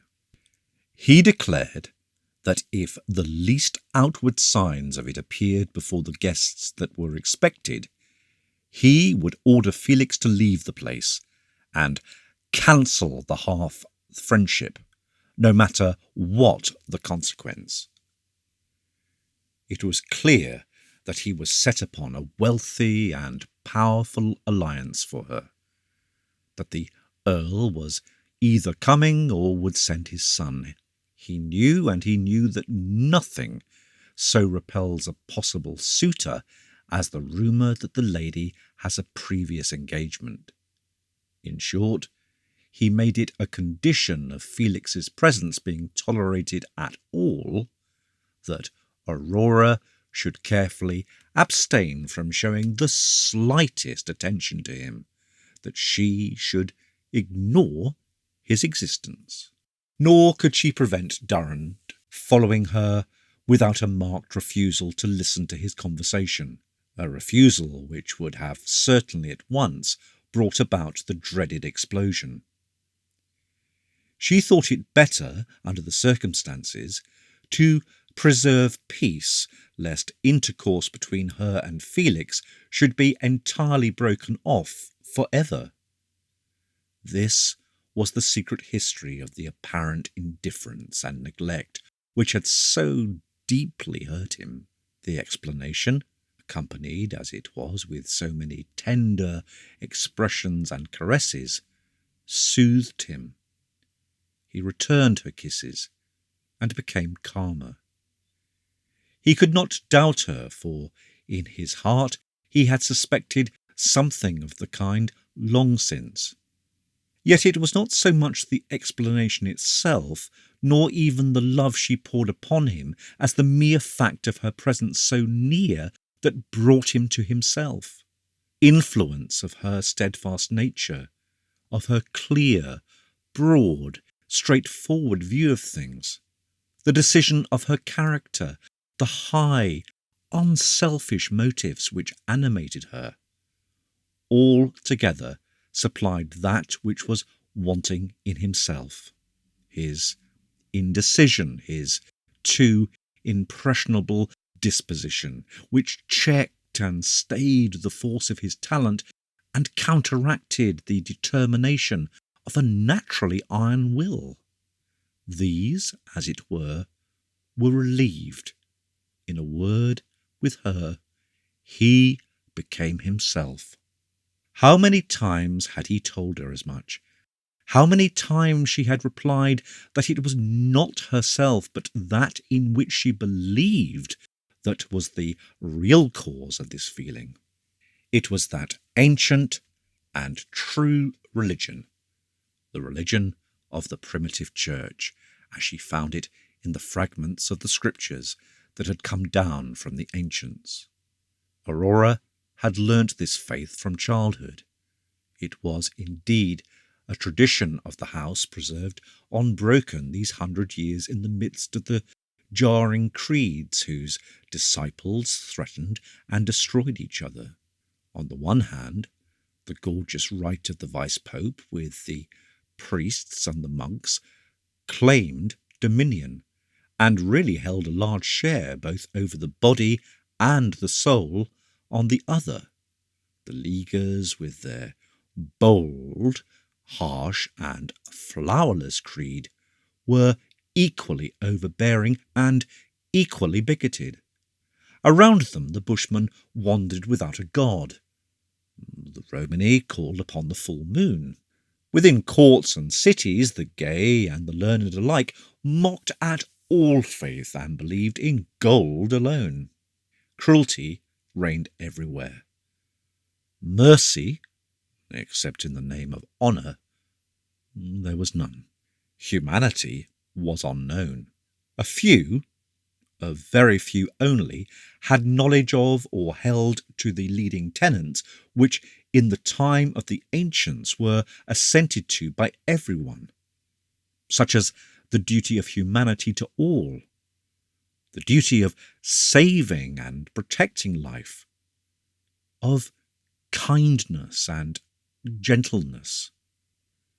These few, with their pastors, simple and unassuming, had no power or influence. Yet they existed here and there, a living protest against the lawlessness and brutality of the time. Among these, the house of Thyma had in former days been conspicuous, but of late years the barons of Thyma had, more from policy than aught else, rather ignored their ancestral faith, leaning towards the League, which was then powerful in that kingdom. To have acted otherwise would have been to exclude themselves from all appointments. But Aurora, learning the old faith at her mother's knee, had become too deeply imbued with its moral beauty to consent to this course. By degrees, as she grew up, it became in her a passion, more than a faith, a passion, the object of her life. A girl indeed can do but little in our iron days, but that little she did, the chapel, besides the castle, long since fallen to decay, was at her earnest request repaired. Pastor came and remained as chaplain, and services, of the simplest kind, but serious and full of meaning, took place twice a week. To these she drew as many as possible of the inhabitants of the enclosure. Some even came from afar once now and then to attend them. Correspondence was carried on with the remnant of the faith. That no one might plead ignorance, for there was up to that date no written record, Aurora set herself the task of reducing the traditions which had been handed down to writing. When the manuscript was at last completed, it occupied her months to transcribe copies of it for circulation, and she still continued to make copies, which were sent by messengers and by the travelling merchants to the markets, and even across the sea. Apart from its intrinsically elevating character, The mere mental labour expended on this work had undoubtedly strengthened a naturally fine intellect. As she said, it was the faith, the hope that the faith would one day be recognised, which gave her so much influence over others. Upon this one thing only they differed. Felix did not oppose, did not even argue. He was simply untouched. It was not that he believed in anything else, nor that he doubted. He was merely indifferent. He had too great a natural aptitude for the physical sciences and too clear a mind to accept that which was taught by the one or the other of the two chief opposing parties. Nor could he join in the ridicule and derision of the gay courtiers, for the mystery of existence had impressed him deeply while wandering alone in the forest. But he stood aloof. He smiled and listened, unconvinced. Like the wild creatures of the forest, he had no ears for these matters. He loved Aurora. That was all. But he felt the influence, just the same, with all his power of mind and contempt of superstition in others. He could not at times shake off the apprehensions aroused by untoward omens, as when he stepped upon the adder in the wood. Aurora knew nothing of such things. Her faith was clear and bright, like a star. Nothing could alarm her or bring uneasiness of mind. This beautiful calm, not cold, but glowing with hope and love, soothed him. That evening, with her hope and love, with her message of trust, she almost persuaded him. He almost turned to what she had so long taught. He almost repented of that hardness of heart, that unutterable distance, as it were, between him and other men, which lay at the bottom of his proposed expedition. He opened his lips to confess to her his purpose, and had he done so, assuredly she would have persuaded him from it. But in the very act of speaking, he hesitated. It was characteristic of him to do so. Whether she instinctively felt that there was something concealed from her, or guessed that the discontent she knew he had so long endured was coming to a point, or feared lest what she had told him might drive him to some ill-considered act, she begged him with all the power of her love to do nothing hasty, or, in despair, nothing that would separate them. He threw his arms around her. He pressed her closely to him. He trembled with the passion and the struggle within him. "My lady calls for you, mademoiselle," said a voice. It was Aurora's maid, who had kept watch. "She has asked for you for some time since. Someone has come and into the garden." There was no help for it. Aurora kissed him, and was gone before he could come to himself. How long the interview had lasted! Time flies swiftly in such sweet intercourse. Or how long he sat there after she left, he could not tell. But when he went out, already the dusk was gathering. The sun had gone down, and in the east the as yet pale orb of the moon was rising above the hills. As if in a dream, he walked with unsteady steps to the castle stable. His horse had been put back, and the groom suggested to him that it was better not to attempt the forest at night. But he was determined. He gave them all the coin he had about him. It was not much, but more than they had expected.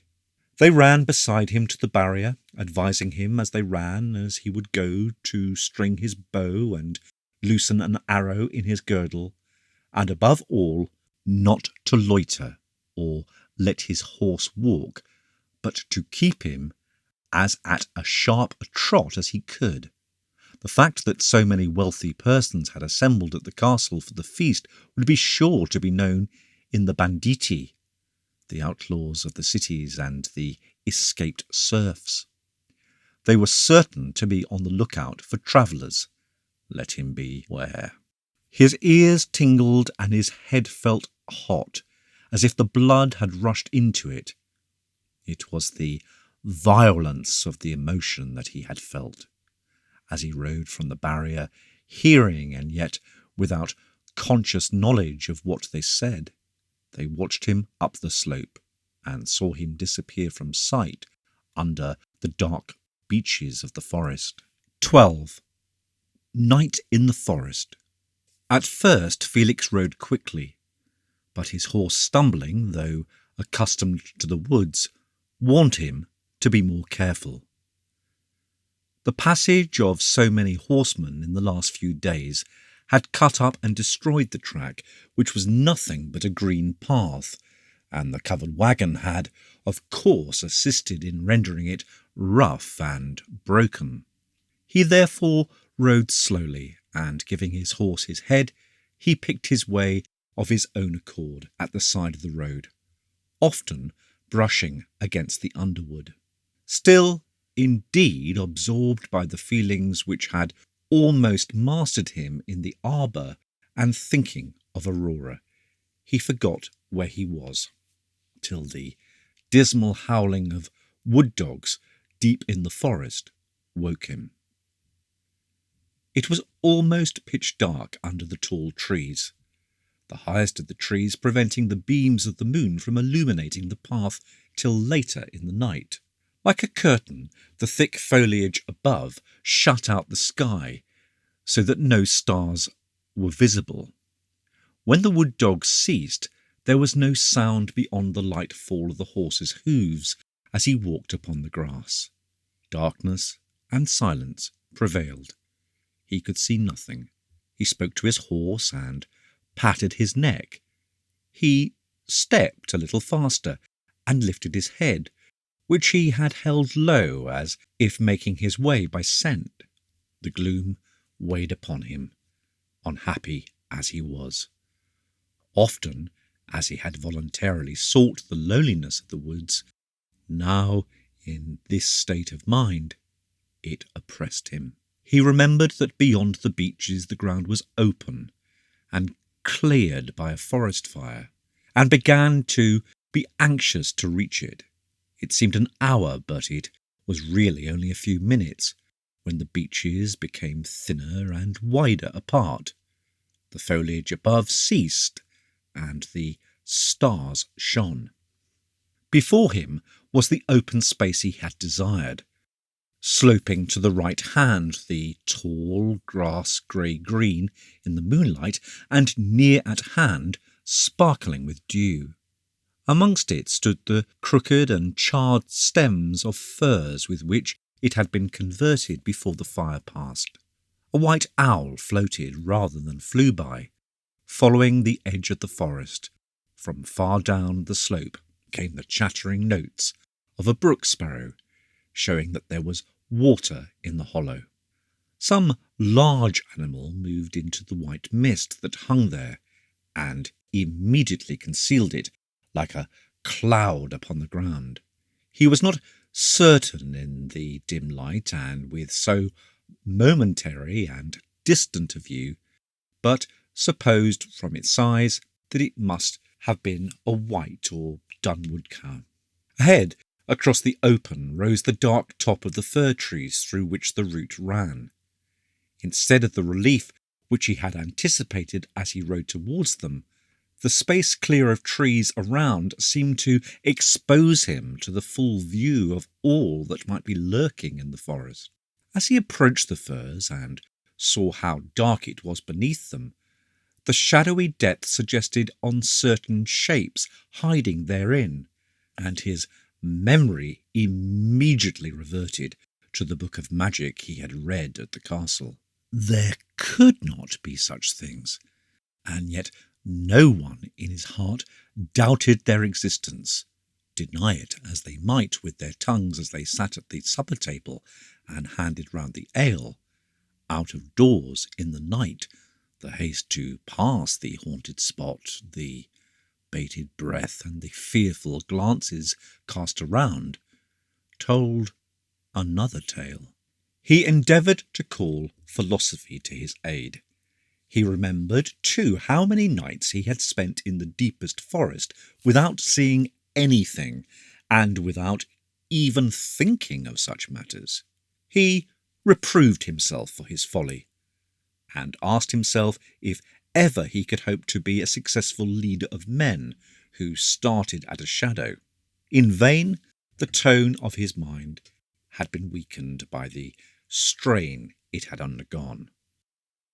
Instead of strengthening him, the teachings of philosophy now seemed cold and feeble, and it occurred to him that possibly the belief of the common people, fully shared by their religious instructors, was just as much entitled to credence as these mere suppositions and theories.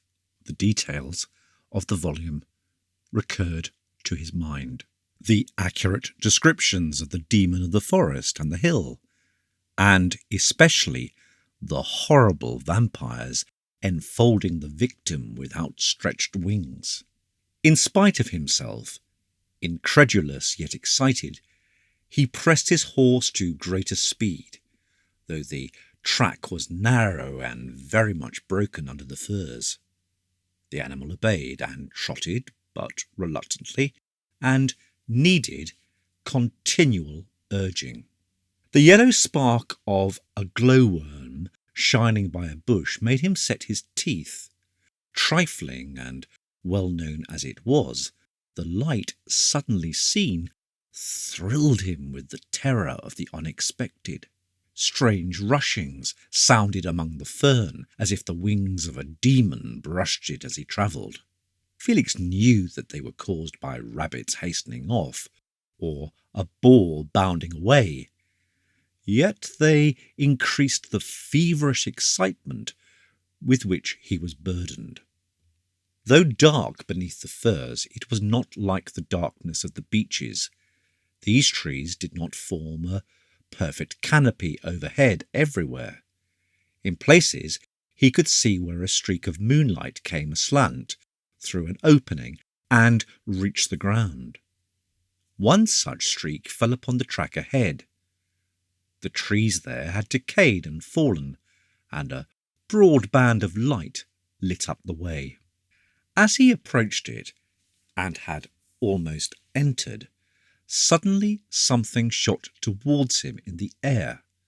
A flash, as it were, as if some object had crossed the streak and was rendered visible for the 10th of a second, like a mote in the sunbeams. At the same instant of time, the horse, which he had pressed to go faster, put his foot into a rut or hole and stumbled. And Felix was flung so far forward that he only saved himself from being thrown by clinging to his neck. A slight whizzing sound passed over his head, followed immediately by a sharp tap against a tree in his rear. The thing happened in the twinkling of an eye, but he recognized the sound. It was the whiz of a crossbow bolt which had missed his head and buried its point in a fir. The stumble saved him. The bolt would have struck his head or chest had not the horse gone nearly on his knee. The robber had so planned his ambush that his prey should be well seen, distinct in the moonlight, so that his arm might be sure. Recovering himself, the horse, without needing the spur, as if he had recognized the danger to his rider, started forward at full speed and raced regardless of ruts along the track. Felix, who had hardly got into his seat again, could for a while but barely restrain him, so wildly he fled. He must have been carried within a few yards of the bandit, but saw nothing Neither did a second bolt follow him.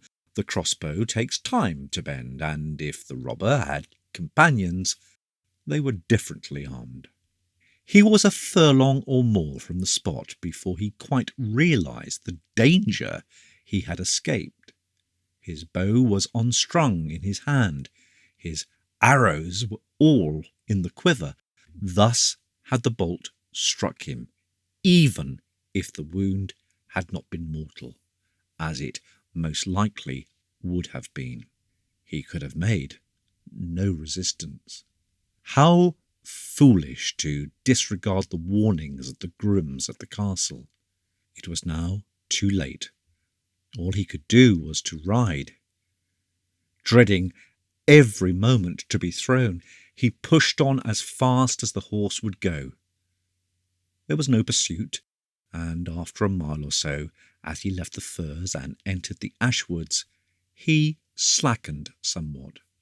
It was indeed necessary, for here the hoofs of preceding horsemen had poached the turf, always damp under ash, into mud. It was less dark, for the boughs of the ashes did not meet above. As he passed, wood pigeons rose with loud clatterings from their roosting places, and once or twice he saw in the gloom the fiery phosphoric eyeballs of the grey wooded cats. How gladly he recognised presently the change from trees to bushes, when he rode out from the thick ashes among the low hawthorns and knew that he was within a mile or so of the south barrier at home.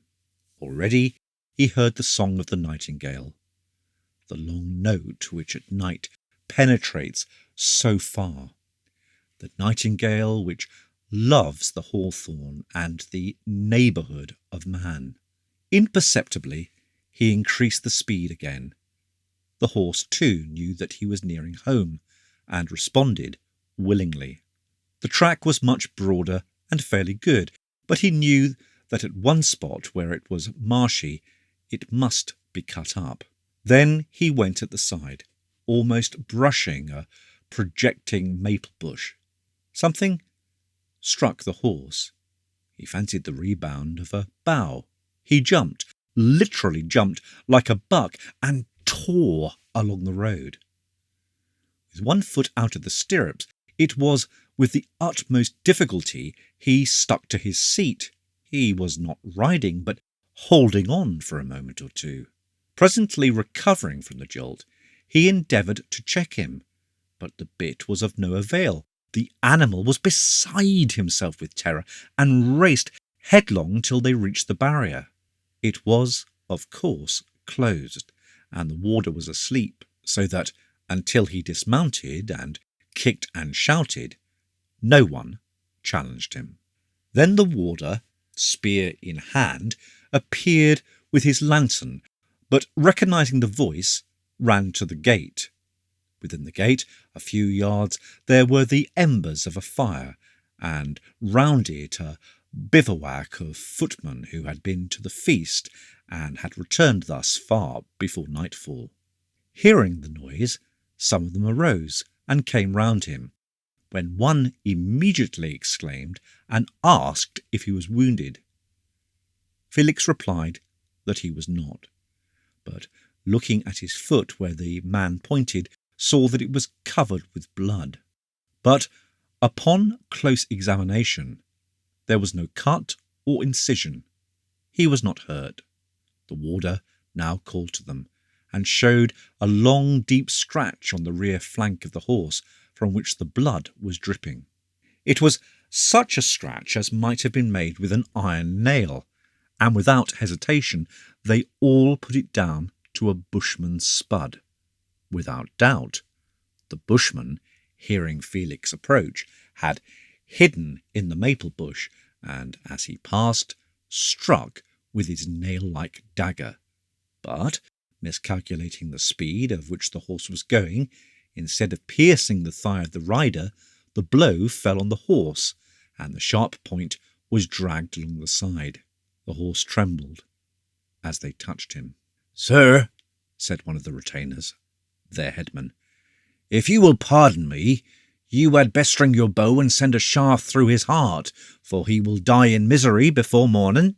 The bushman's spud, the one he uses for assassination or to dispatch his prey, is poisoned. It is a lingering poison, and takes several hours to produce its effect, but no remedy is known, and many who have escaped from the cowardly blow have crawled to the path only to expire in torture. There was no denying that what the retainer proposed was the only thing that could be done. The warder had meantime brought a bucket of water, of which the poor creature drank eagerly. Felix could not do it. He could not slay the creature which had carried him so long, and which twice that night had saved him, and was now to die, as it were, in his place. He could not consent to it. He led the horse towards home, but he was weak or weary, and could not be got beyond the pen. There the group assembled around him.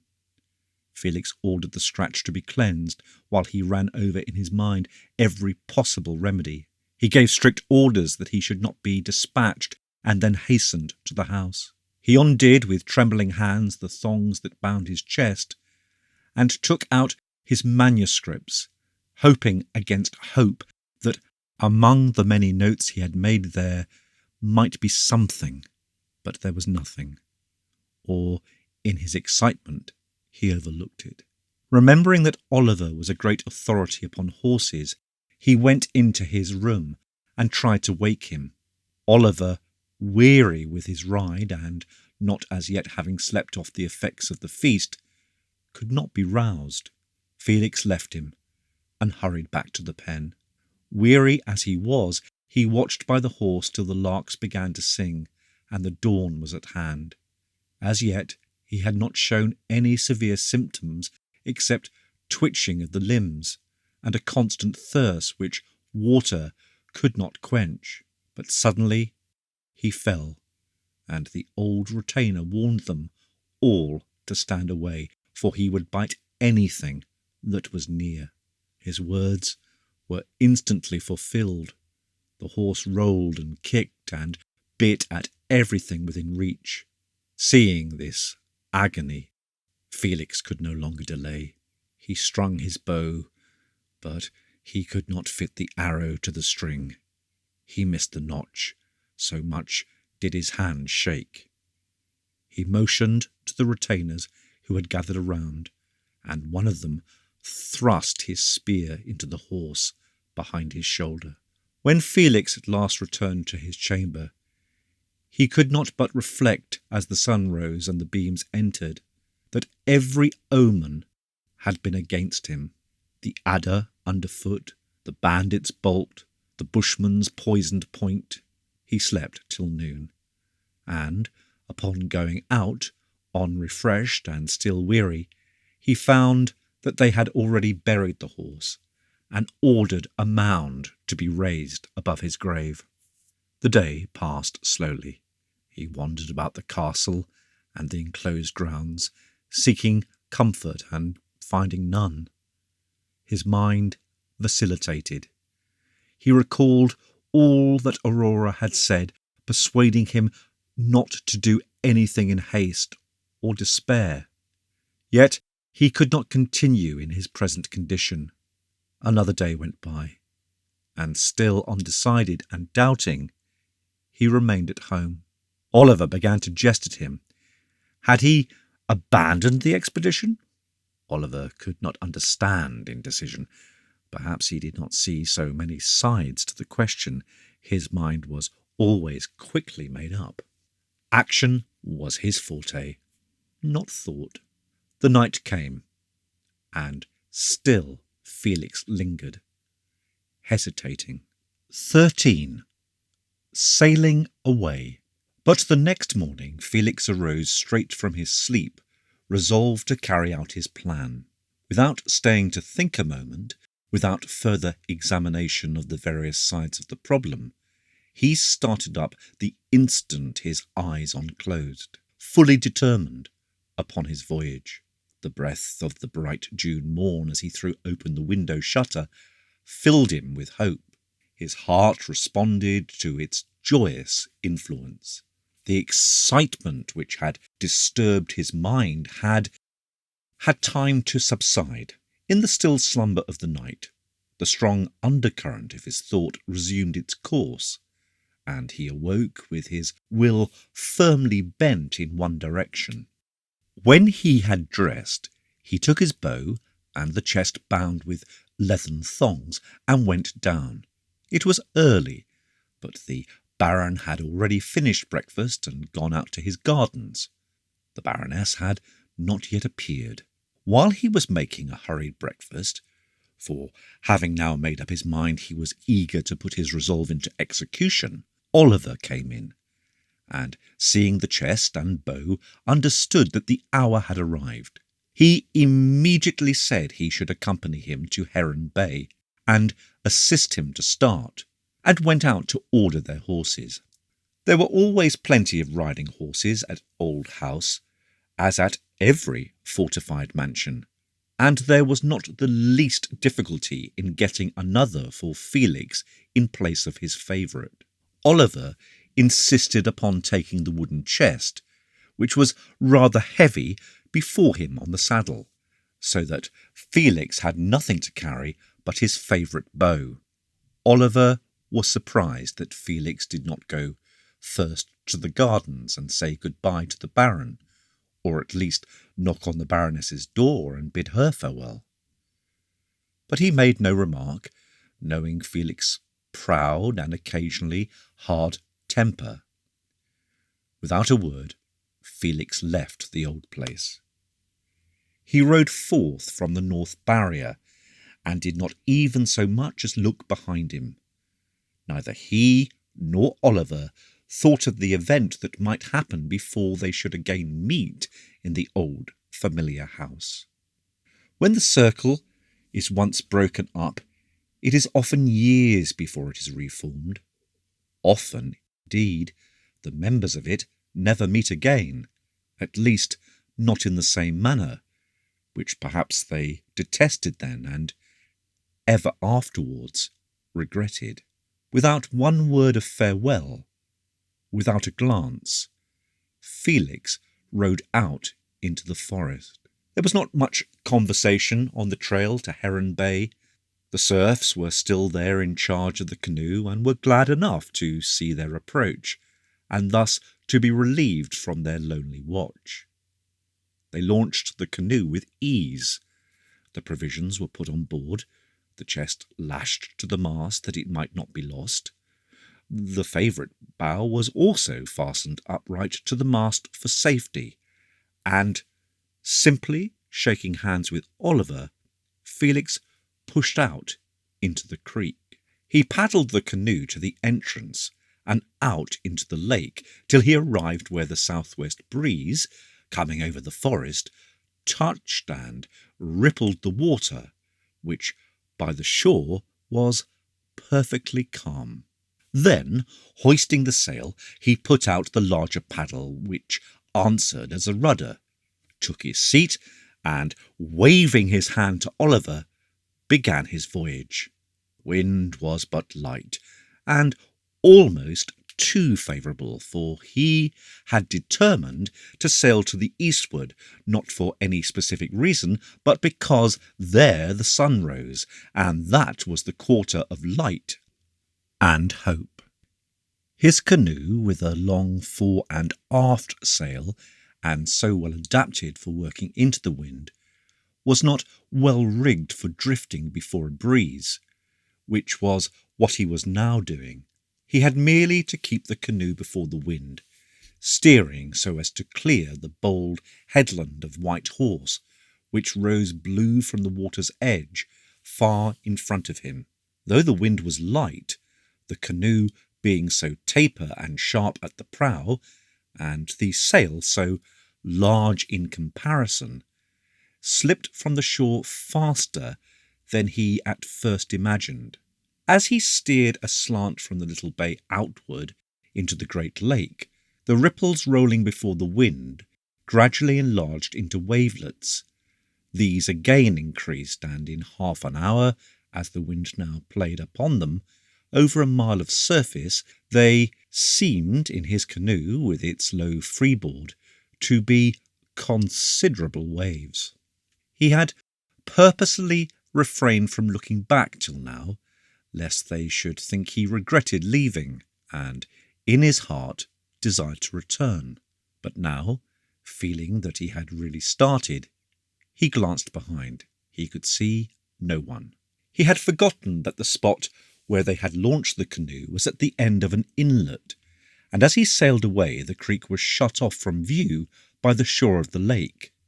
Unable to get to the mouth of the bay because of the underwood and the swampy soil, Oliver had remained gazing in the direction the canoe had taken for a minute or two, absorbed in thought, almost the longest period he had ever wasted in such an occupation, and then, with a whistle, turned to go. The serfs, understanding that they were no longer required, gathered their things together and were shortly on their way home. Oliver, holding Felix's horse by the bridle, had already ridden that way, but he presently halted and waited till the three men overtook him. He then gave the horse into their charge, and turning to the right, along a forest path which branched off there, went to ponds. Felix could therefore see no one when he looked back, and they were indeed already on their way from the place. He now felt that he was alone. He had parted from the shore and from all the old associations. He was fast passing not only out upon the water, but out into the unknown future. But his spirit no longer vacillated, now that he was really in the beginning of his long contemplated enterprise. His natural strength of mind returned. The weakness and irresolution, the hesitation left him. He became full of his adventure and thought of nothing else. The southwest breeze, blowing as a man breathes, with alternate rise and fall, now driving him along rapidly till the water bubbled under the prow, now sinking, came over his right shoulder and cooled his cheek, for it was now noon and the June sun was unchecked by clouds. He could no longer distinguish the shape of the trees on shore. All the boughs were blended together in one great wood, stretching as far as he could see. On his left there was a chain of islands, some covered with firs and others only with brushwood, while others again were so low and flat that the waves in stormy weather broke almost over them. As he drew near Whitehorse, 5 white terns, or sea swallows, flew over. He did not welcome their appearance, as they usually preceded rough gales. The headland, wooded to its ridge, now rose high against the sky. Ash and nut tree and hawthorn had concealed the ancient graven figure of the horse upon its side, but the tradition was not forgotten, and the site retained its name. He had been steering so as just to clear the promontory, but he now remembered that when he had visited the summit of the hill, he had observed that banks and shoals extended far out from the shore, and were nearly on a level with the surface of the lake. In a calm they were visible, but waves concealed them, and unless the helmsman recognised the swell sufficiently early to change his course, they were extremely dangerous. Felix bore more out from the land, and passing fully a mile to the north, left the shoals on his right. On his other hand there was a sandy and barren island, barely a quarter of a mile distant, upon which he thought he saw the timbers of a wreck. It was quite probable, for the island lay in the track of vessels coasting along the shore. Beyond Whitehorse, the land fell away in a series of indentations, curving inwards to the south, an inhospitable coast, for the hills come down to the strand, ending abruptly in low but steep chalk cliffs. Many islands of large size stood out on the left, but Felix, not knowing the shape of the lake beyond Whitehorse, thought it best to follow the trend of the land. He thus found, after about 3 hours, that he had gone far out of his course, for the golf-like curve of the coast now began to return to the northward, and, looking in that direction, he saw a merchant vessel under her one square sail of great size, standing across the bay. She was about 5 miles distant and was evidently steering so as to keep just inside the line of the islands. Felix, with some difficulty, steered in a direction to interrupt her, the southwest being then immediately aft. His sail did not answer well. Presently he lowered it, and paddled till he had turned the course so that the outrigger was now on the eastern side. Then, hoisting the sail again, he sat at what had before been the prow, and steered a point or so nearer the wind. This improved her sailing, but as the merchant ship had at least 5 miles start, it would take some hours to overtake her. Nor, on reflection, was he at all anxious to come up with her, for mariners were dreaded for their lawless conduct, being, when on a voyage, beyond all jurisdiction. On the one hand, if they saw an opportunity, they did not hesitate to land and pillage a house or even a hamlet. On the other, those who dwelt anywhere near the shore considered it good sport to light a fire and lure a vessel to her destruction, or, if she was becalmed, to sally out in boats, attack, and perhaps destroy both ship and crew. Hence the many wrecks and losses and the risks of navigation, not so much from natural obstacles, since the innumerable islands and the creeks and inlets of the mainland almost always offered shelter, no matter which way the storms blew, but from the animosity of the coast people.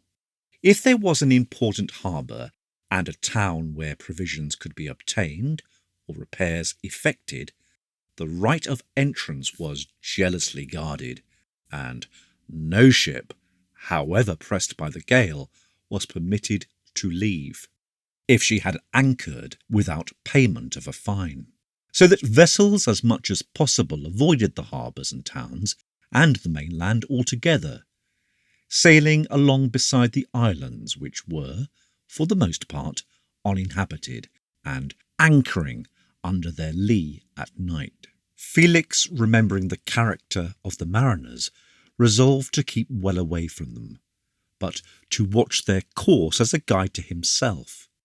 The mainland now ran abruptly to the north, and the canoe, as he brought her more into the wind, sprang forward at a rapid pace.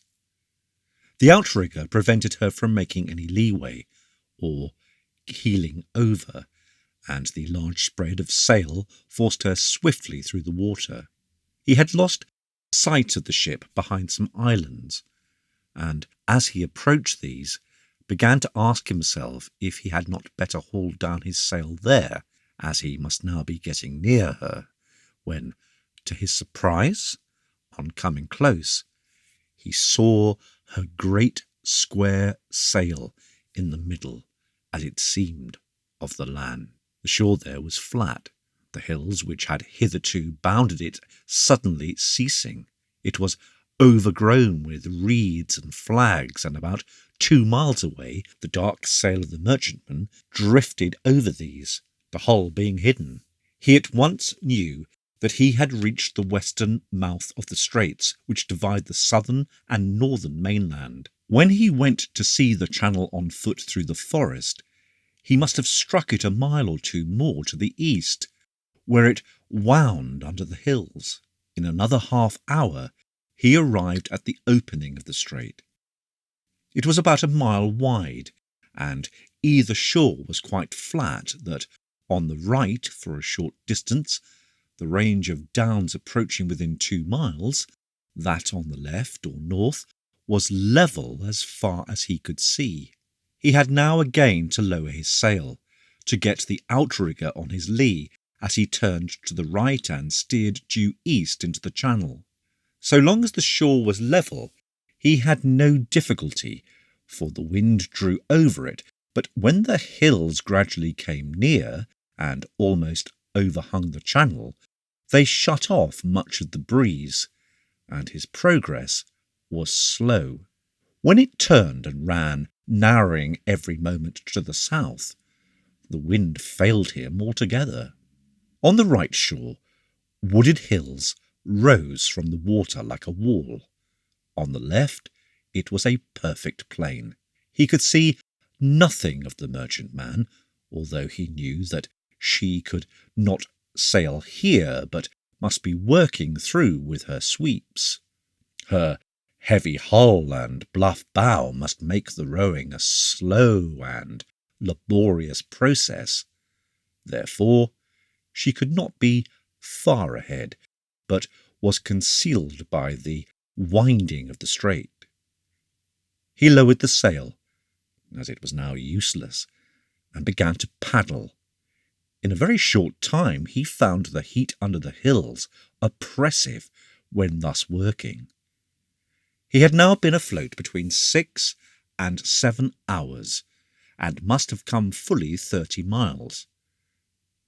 Perhaps rather more than 20 in a straight line, and he felt somewhat weary and cramped from sitting so long in the canoe. Though he paddled hard, he did not seem to make much progress, and at length he recognised that there was a distinct current which opposed his advance, flowing through the channel from east to west. If he ceased paddling, he found he drifted slowly back. The long aquatic weeds, too, which he passed, all extended their floating streamers westward. We did not know of this current till Felix Aquila observed and recorded it. Tired and hungry, for full of his voyage he had taken no refreshment since he started, he resolved to land, rest a little while, and then ascend the hill and see what he could of the channel. He soon reached the shore, the strait having narrowed to less than a mile in width, and ran the canoe on the ground by a bush, to which, on getting out, he attached the painter. The relief of stretching his limbs was so great that it seemed to endow him with fresh strength, and without waiting to eat, he at once climbed the hill. From the top, the remainder of the strait could be easily distinguished, but a short distance from where he stood it bent again, and proceeded due east. 14. The Straits. The passage contracted there to little over half a mile, but these narrows did not continue far. The shores, having approached thus near each other, quickly receded, till presently they were at least 2 miles apart. The merchant vessel had passed the narrows with the aid of her sweeps, but she moved slowly and, as it seemed to him, with difficulty. She was about 1.5 miles distant and near the eastern mouth of the strait. As Felix watched, he saw her square sail again raised, showing that she had reached a spot where the hills ceased to shut off the wind. Entering the open lake, she altered her course and sailed away to the north-northeast, following the course of the northern mainland. Looking now eastwards across the lake, he saw a vast and beautiful expanse of water, without island or break of any kind, reaching to the horizon.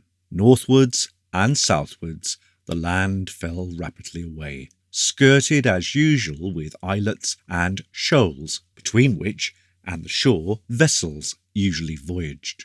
He had heard of this open water, and it was his intention to sail out into and explore it. But as the sun now began to decline towards the west, he considered that he had better wait till morning, and so have a whole day before him. Meantime, he would paddle through the channel, beach the canoe on the islet that stood farthest out, and so start clear on the morrow. Turning now to look back the other way westward, he was surprised to see a second channel, which came almost to the foot of the hill on which he stood, but there ended and did not connect with the first. The entrance to it was concealed, as he now saw, by an island, past which he must have sailed that afternoon. This second or blind channel seemed more familiar to him than the flat and reedy shore at the mouth of the true strait, and he now recognised it as the one to which he had journeyed on foot through the forest. He had not then struck the true strait at all. He had sat down and pondered beside this deceptive inlet, thinking that it divided the mainlands. From this discovery he saw how easy it was to be misled in such matters. But it even more fully convinced him of the importance of this uninhabited and neglected place. It seemed like a canal cut on purpose to supply a fort from the lake in the rear with provisions and material, supposing access in front prevented by hostile fleets and armies. A castle, if built near where he stood, would command the channel. Arrows, indeed, could not be shot across, but vessels under the protection of the castle could dispute the passage, obstructed as it could be with floating booms. An invader coming from the north must cross here. For many years past there had been a general feeling that some day such an attempt would be made. Fortifications would be of incalculable value in repelling the hostile hordes and preventing their landing. Who held this strait would possess the key of the lake, and would be the master of, or would at least hold the balance between the kings and republics dotted along the coasts on either hand. No vessel could pass without his permission. It was the most patent illustration of the extremely local horizon, the contracted mental view of the petty kings and their statesmen, who were so concerned about the frontiers of their provinces and frequently interfered and fought for a single palisaded estate or barony, yet were quite oblivious of the opportunity of empire open here to any who could seize it. If the governor of such a castle as he imagined built upon the strait had also vessels of war, they could lie in this second channel, sheltered from all winds, and ready to sally forth and take an attacking force upon the flank. While he pondered upon these advantages, he could not conceal from himself that he had once sat down and dreamed beside this second inlet, thinking it to be the channel. The doubt arose whether, if he was so easily misled in such a large, tangible, and purely physical matter, he might not be deceived also in his ideas, whether, if tested, they might not fail, whether the world was not right and he wrong. The very clearness and many-sided character of his mind often hindered and even checked altogether the best founded of his impressions, the more especially when he, as it were, stood still and thought. In reverie, the subtlety of his mind entangled him. In action, he was almost always right. Action prompted his decision. Descending from the hill, he now took some refreshment, and then pushed out again in the canoe. So powerful was the current in the narrowest part of the strait that it occupied him 2 hours in paddling as many miles. When he was free of the channel, he hoisted sail and directed his course straight out for an island which stood almost opposite the entrance. But as he approached, driven along at a good pace, suddenly the canoe seemed to be seized from beneath. He knew in a moment that he had grounded on soft mud, and sprang up to lower the sail. But before he could do so, the canoe came to a standstill on the mud bank, and the waves following behind, directly she stopped, broke over the stern. Fortunately, they were but small, having only a mile or so to roll from the shore. But they flung enough water on board in a few minutes to spoil part of his provisions and to set everything afloat that was loose on the bottom of the vessel. He was apprehensive lest she should fill, for now he perceived that he had forgotten to provide anything with which to bail her out. Something is always forgotten. Having got the sail down, lest the wind should snap the mast, he tried hard to force the canoe back with his longer paddle, used as a movable rudder. His weight, and the resistance of the adhesive mud on which she had driven with much force, were too great. He could not shove her off. When he pushed, the paddle sank into the soft bottom, and gave him nothing to press against. After struggling for some time, he paused, beginning to fear that his voyage had already reached an end. A minute's thought, more potent than the strength of 10 men, showed him that the canoe required lightening. There was no cargo to throw overboard, nor ballast. He was the only weight. He immediately undressed and let himself overboard at the prow, retaining hold of. His feet sunk deep into the ooze. He felt as if, had he let go, he should have gradually gone down into this quicksand of fine mud. By rapidly moving his feet, he managed, however, to push the canoe. She rose considerably so soon as he was out of her, and although he had hold of the prow, still his body was lighter in the water. Pushing, struggling, and pressing forward, he, by sheer impact, as it were, for his feet found no hold in the mud, forced her back by slow degrees. The blows of the waves drove her forward almost as much as he pushed her back. Still, in time, and when his strength was fast decreasing, she did move, and he had the satisfaction of feeling the water deep beneath him. But when he endeavoured to pull himself into the canoe over the prow, directly his motive power ceased. The waves undid the advance he had achieved, and he had to resume his labour. This time, thinking again, before he attempted to get into the canoe, he turned her sideways to the wind, with the outrigger to leeward. When her sharp prow and rounded keel struck the mudbank end, on she ran, easily along it, but turned sideways. Her length found more resistance, and though the wave sent her some way upon it, she soon came to a standstill. He clambered in as quickly as he could. It is not easy to get into a boat out of the water.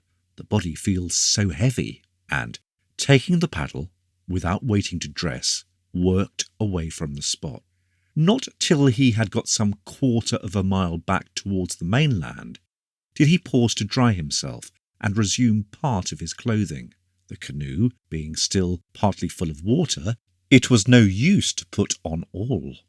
Resting a while after his severe exertions, he looked back, and now supposed from the colour of the water and general indications that these shallows extended a long distance, surrounding the islands at the mouth of the channel, so that no vessel could enter or pass out in a direct line, but must steer to the north or south until the obstacle was rounded.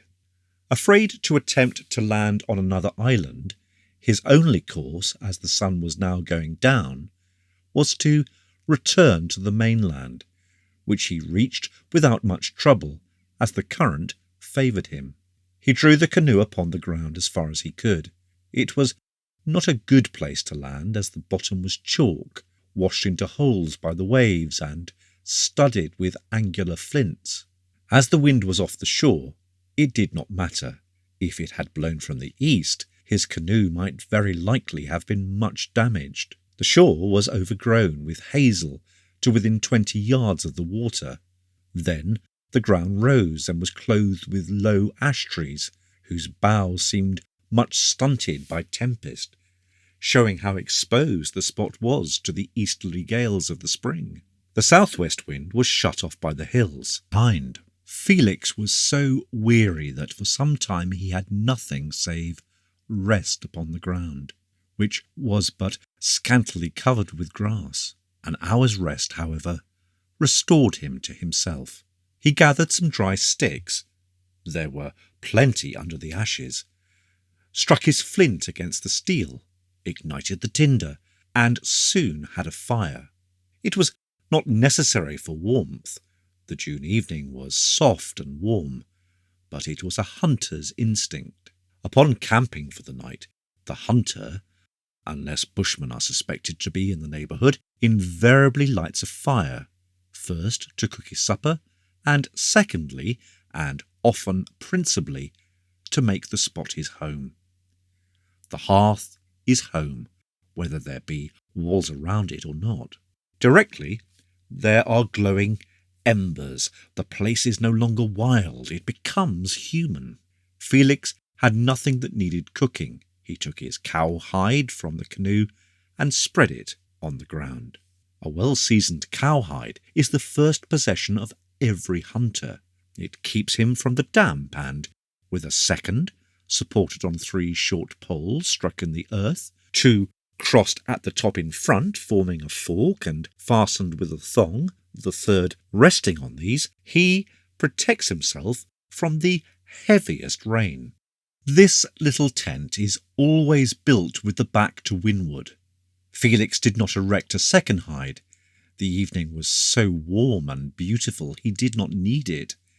His cloak would be ample for covering.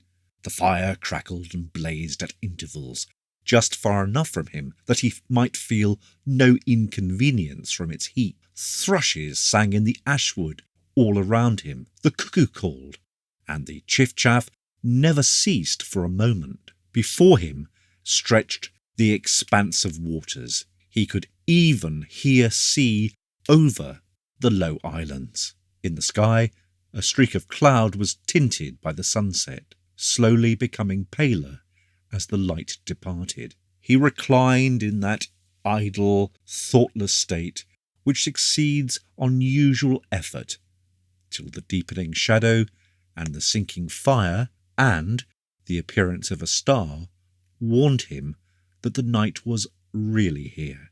Then he arose, threw on more fuel, and fetched his cloak, his chest, and his boar-spear from the canoe.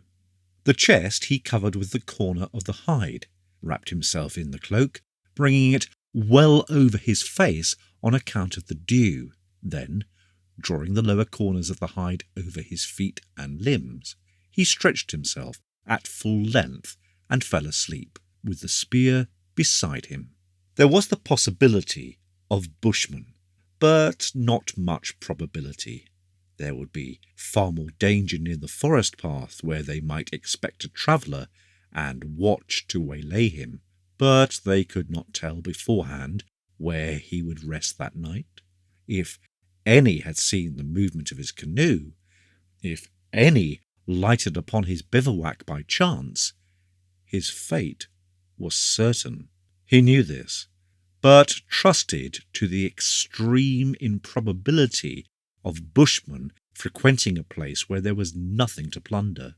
Besides, he had no choice, as he could not reach the islands. If there was risk, it was forgotten in the extremity of his weariness. 15.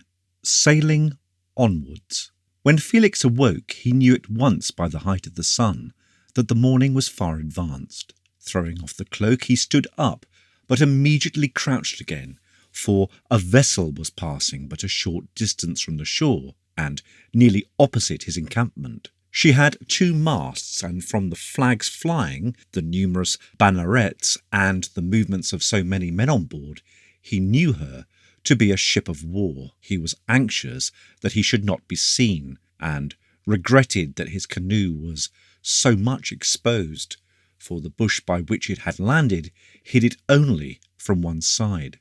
As the shore was so bare and open, if they looked that way, the men on board could hardly fail to see it, and might even distinguish him. But whether they were too much engaged with their own affairs or kept a careless lookout, no notice appeared to be taken.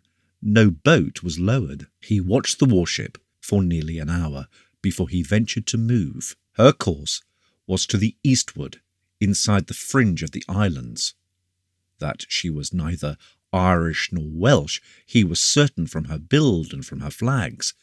They were too distant for the exact designs upon them to be seen, but near enough for him to know that they were not those displayed by the foreigners. She sailed fast, having the wind nearly aft, which suited her 2 square sails. The wind had risen high during the night, and now blew almost a gale, so that he saw he must abandon for the present his project of sailing out upon the open water. The waves there would be too high for his canoe, which floated low in the water and had but about 6 inches freeboard. They would wash over and possibly swamp her. Only 2 courses were open to him, either to sail inside the islands under shelter of the land, or to remain where he was till the breeze moderated. If he sailed inside the islands, following the northward course of the merchant vessel he had observed the previous evening, that would carry him past Eaststock, the eastern port of Cyprus, which city itself, inland, had 2 harbours, with the western of which, Weststock, it had communication by water. Should he continue to sail on, he would soon reach the part of the northern continent which was occupied by the Irish outposts.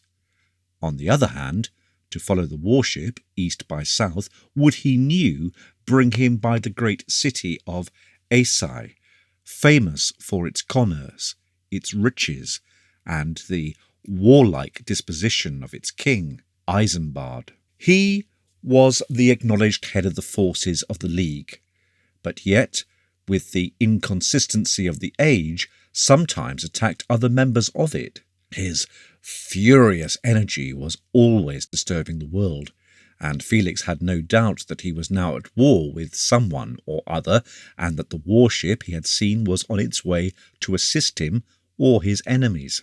One of the possibilities which had impelled him to this voyage was that of taking service with some king or commander, and so perhaps gradually rising himself to command. Such adventures were very common, knights often setting forth upon such expeditions when dissatisfied with their own rulers, and they were usually much welcomed as an addition to the strength of the camp they sought.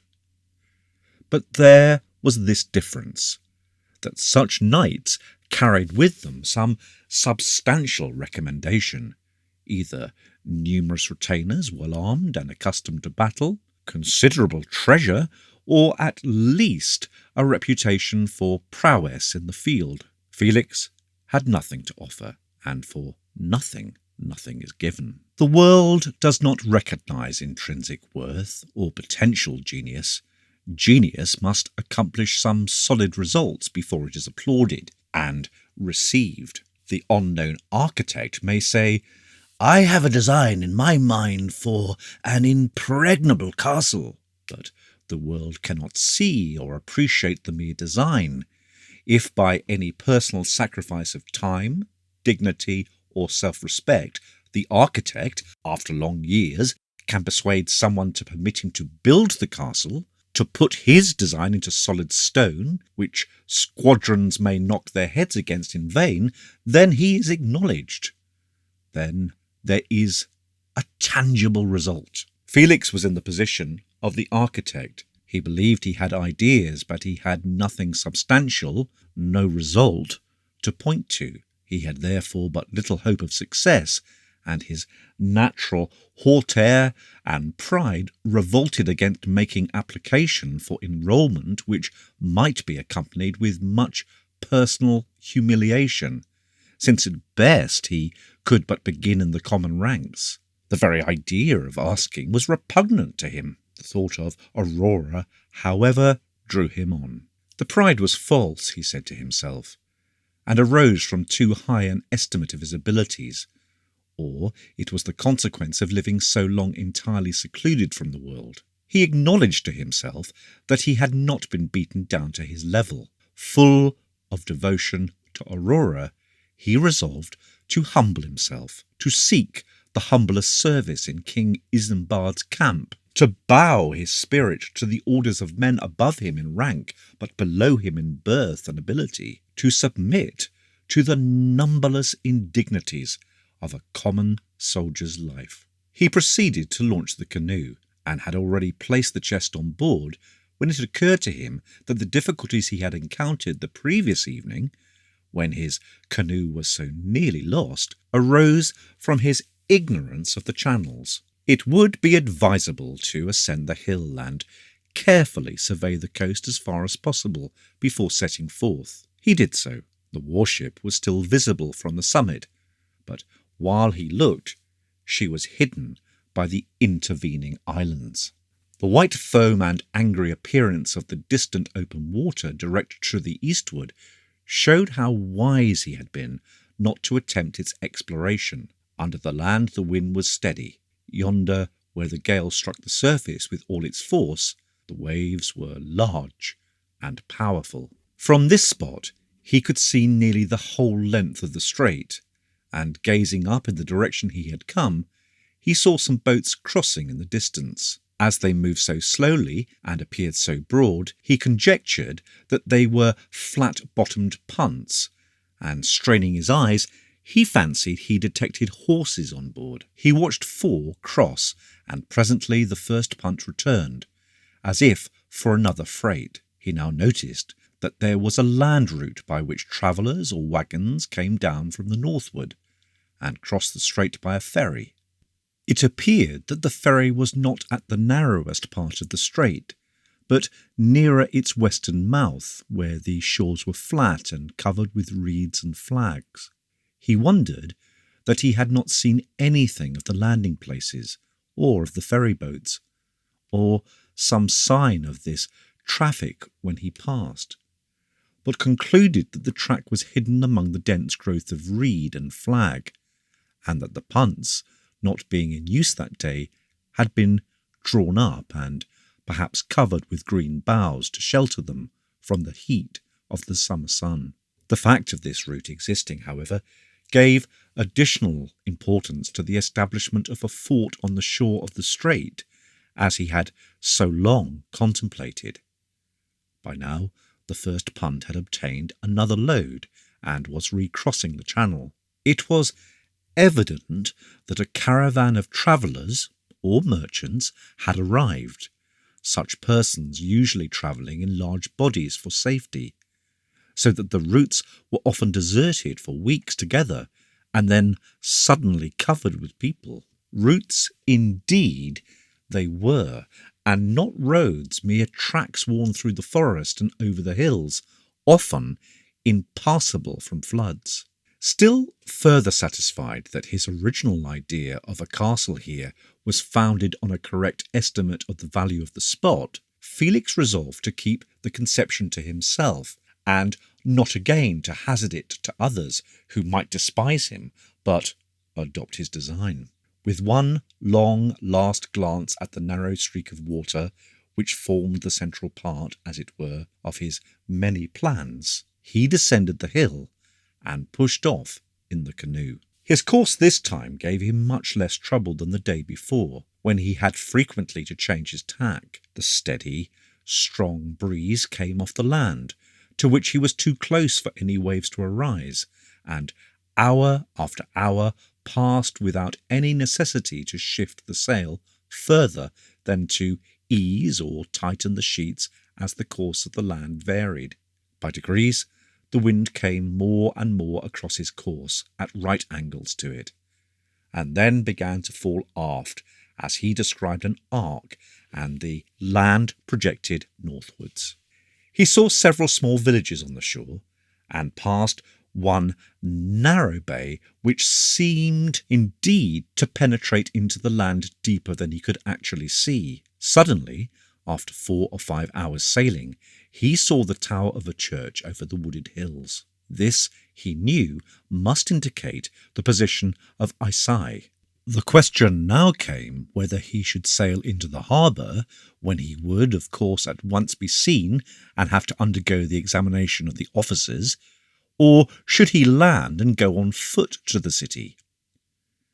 A minute's reflection assured him that the latter was the better plan, for his canoe was of so unusual a construction that it would be more than carefully examined, and not unlikely his little treasures would be discovered and appropriated. Without hesitation, therefore, and congratulating himself that there were no vessels in sight, he ran the canoe on shore among the flags and reeds which bordered it. He drew her up as far as his strength permitted, and not only took down the sail, but unshipped the mast. Then, cutting a quantity of dead reeds, he scattered them over her, so that unless a boat passed very close to the land, she would not be seen. While he had a meal, he considered how he had better proceed. The only arms with which he excelled were the bow and arrow. Clearly, therefore, if he wished an engagement, he should take these with him and exhibit his skill. But well he knew the utter absence of law and justice except for the powerful. His bow, which he so greatly valued, and which was so well seasoned and could be relied upon, might be taken from him. His arrows, so carefully prepared from chosen wood and pointed with steel, might be seized. Both bow and arrows were far superior to those used by the hunters and soldiery, and he dreaded losing them. There was his crossbow, but it was weak, and intended for killing only small game as birds and at short range. He could make no display with that. Sword he had none for defence.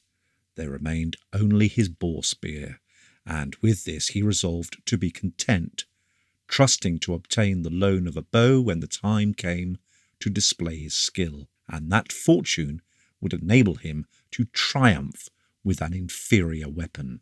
After resting a while and stretching his limbs, cramped in the canoe, he set out, carrying his boar spear only, along the shore, for the thick growth of firs would not let him penetrate in the direction he had seen the tower. He had to force his way through the reeds and flags and brushwood which flourished between the firs and the water's edge. It was hard work walking, or rather pushing, through these obstacles, and he rejoiced when he emerged upon the slope of a down where there was an open sward and but a few scattered groups of firs. The fact of it being open and the shortness of the sward showed at once that it was used for grazing purpose for cattle and sheep. Here he could walk freely and soon reach the top. Thence the city was visible almost underneath him. It stood at the base of a low, narrow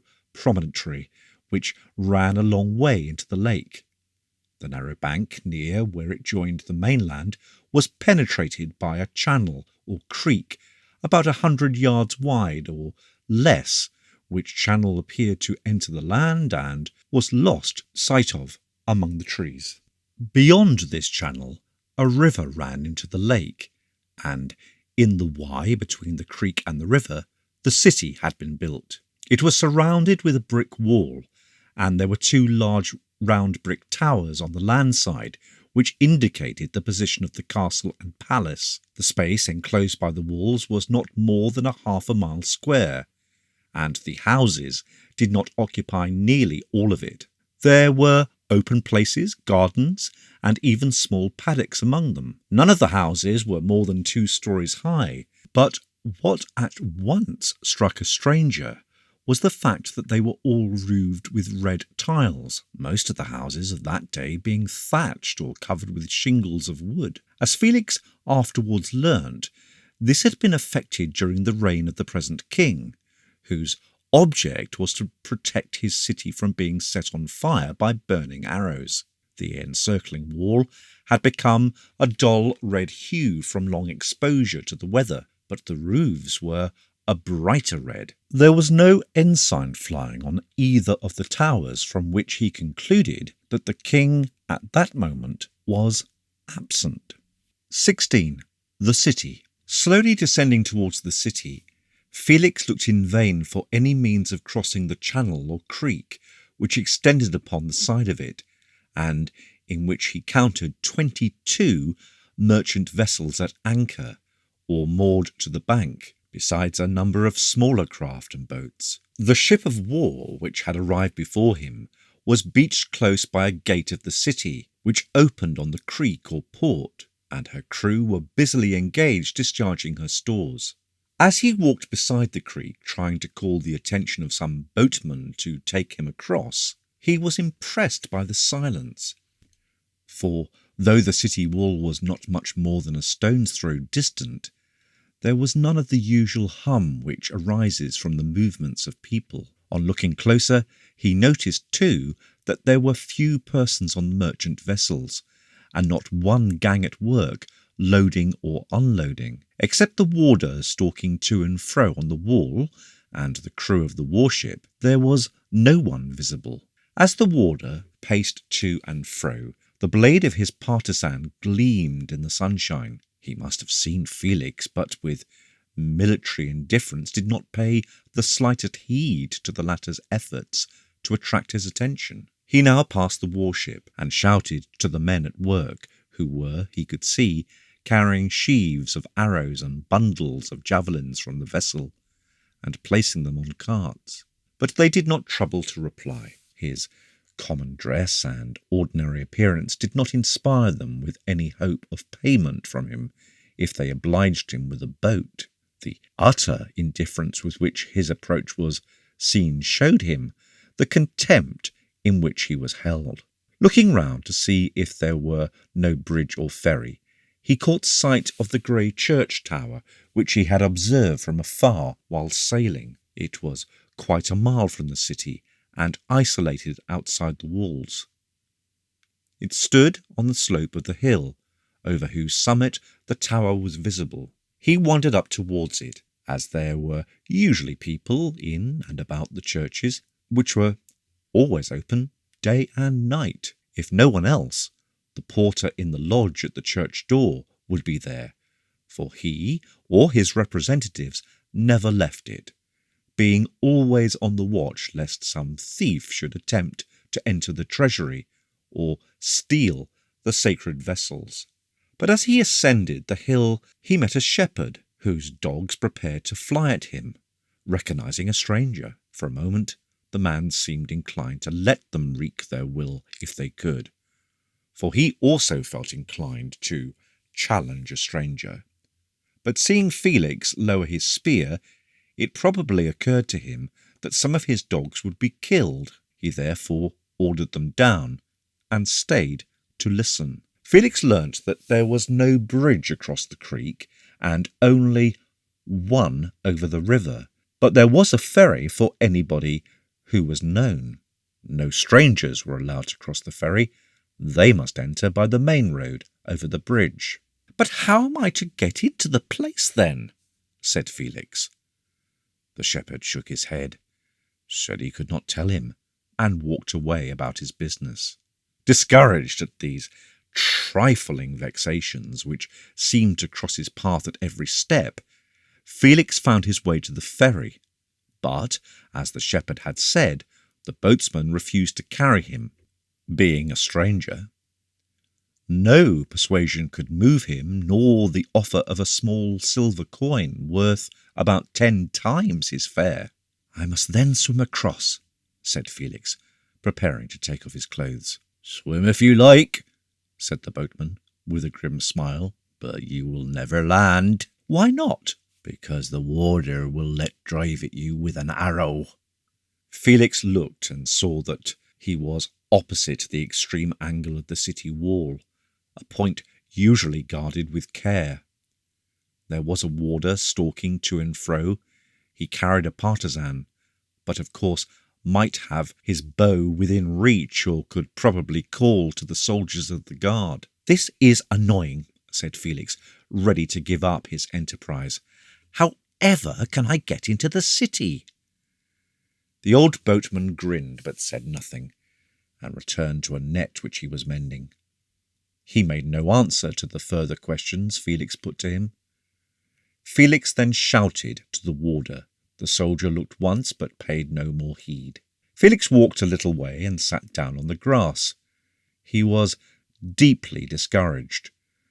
These repulses, trifles in themselves, assumed an importance because his mind had long been strung up to a high pitch of tension. A stolid man would have thought nothing of them. After a while, he arose, again asking himself how should he become a leader who had not the perseverance to enter a city in peaceful guise. Not knowing what else to do, he followed the creek round the foot of the hill, and so onwards for a mile or more. The bank was steep on account of the down, the other cultivated, the corn being already high. The cuckoo sang. She loves the near neighbourhood of man, and flew over the channel towards a little copse. Almost suddenly the creek wound round under a low chalk cliff, and in a moment Felix found himself confronted by another city. This had no wall. It was merely defended by a ditch and earthwork, without tower or bastion. The houses were placed thickly together. There were, he thought, 6 or 7 times as many as he had previously seen, and they were thatched or shingled like those in his own country. It stood in the midst of the fields, and the corn came up to the fosse. There were many people at work, but as he noticed, most of them were old men, bowed and feeble. A little way farther he saw a second boathouse. He hastened thither, and the ferrywoman for the boat was poled across by a stout dame, made not the least difficulty about ferrying him over. So delighted was Felix at this unexpected fortune that he gave her the small silver coin, at sight of which he instantly rose high in her estimation. She explained to him, in answer to his inquiries, that this was also called the Assai. This was the city of the common folk. Those who were rich or powerful had houses in the walled city, the precinct of the court. Many of the houses there, too, were the inns of great families who dwelt in the country in their castles, but when they came to the court, required a house. Their shields or coat of arms were painted over the doors. The walled city was guarded with such care because so many attempts had been made to surprise it and to assassinate the king, whose fiery disposition and constant wars had raised him up so many enemies. As much care was taken to prevent a single stranger entering, as if he were the vanguard of a hostile army, and if he now went back, as he could do, to the bridge over the river, he would be stopped and questioned, and possibly confined in prison till the king returned. "Where is the king?" asked Felix. "I came to try and take service with him." "Then you will be welcome," said the woman. "He is in the field, and he just sat down there before Iwis." "That was why the walled city seemed so empty then," said Felix. "Yes, all the people are with him. There will be a great battle this time." "How far is it to Iwis?" said Felix. 27 miles, replied the dame. "And if you take my advice, you had better walk 27 miles there and 2 miles back to the bridge over the river." Someone now called from the opposite bank, and she started with the boat to fetch another passenger. "Thank you very much," said Felix, as he wished her good day. "But why did not the man at the other ferry tell me I could cross here?" The woman laughed outright. "Do you suppose he was going to put a penny in my way when he could not get it himself?" So mean and petty is the world. Felix entered the second city, and walked some distance through it, when he recollected that he had not eaten for some time. He looked in vain for an inn, but upon speaking to a man who was leaning on his crutch at a doorway, he was at once asked to enter, and all that the house afforded was put before him. The man with the crutch sat down opposite, and remarked that most of the folk were gone to the camp, but he could not because his foot had been injured. He then went on to tell how it had happened, with the usual garrulity of the wounded.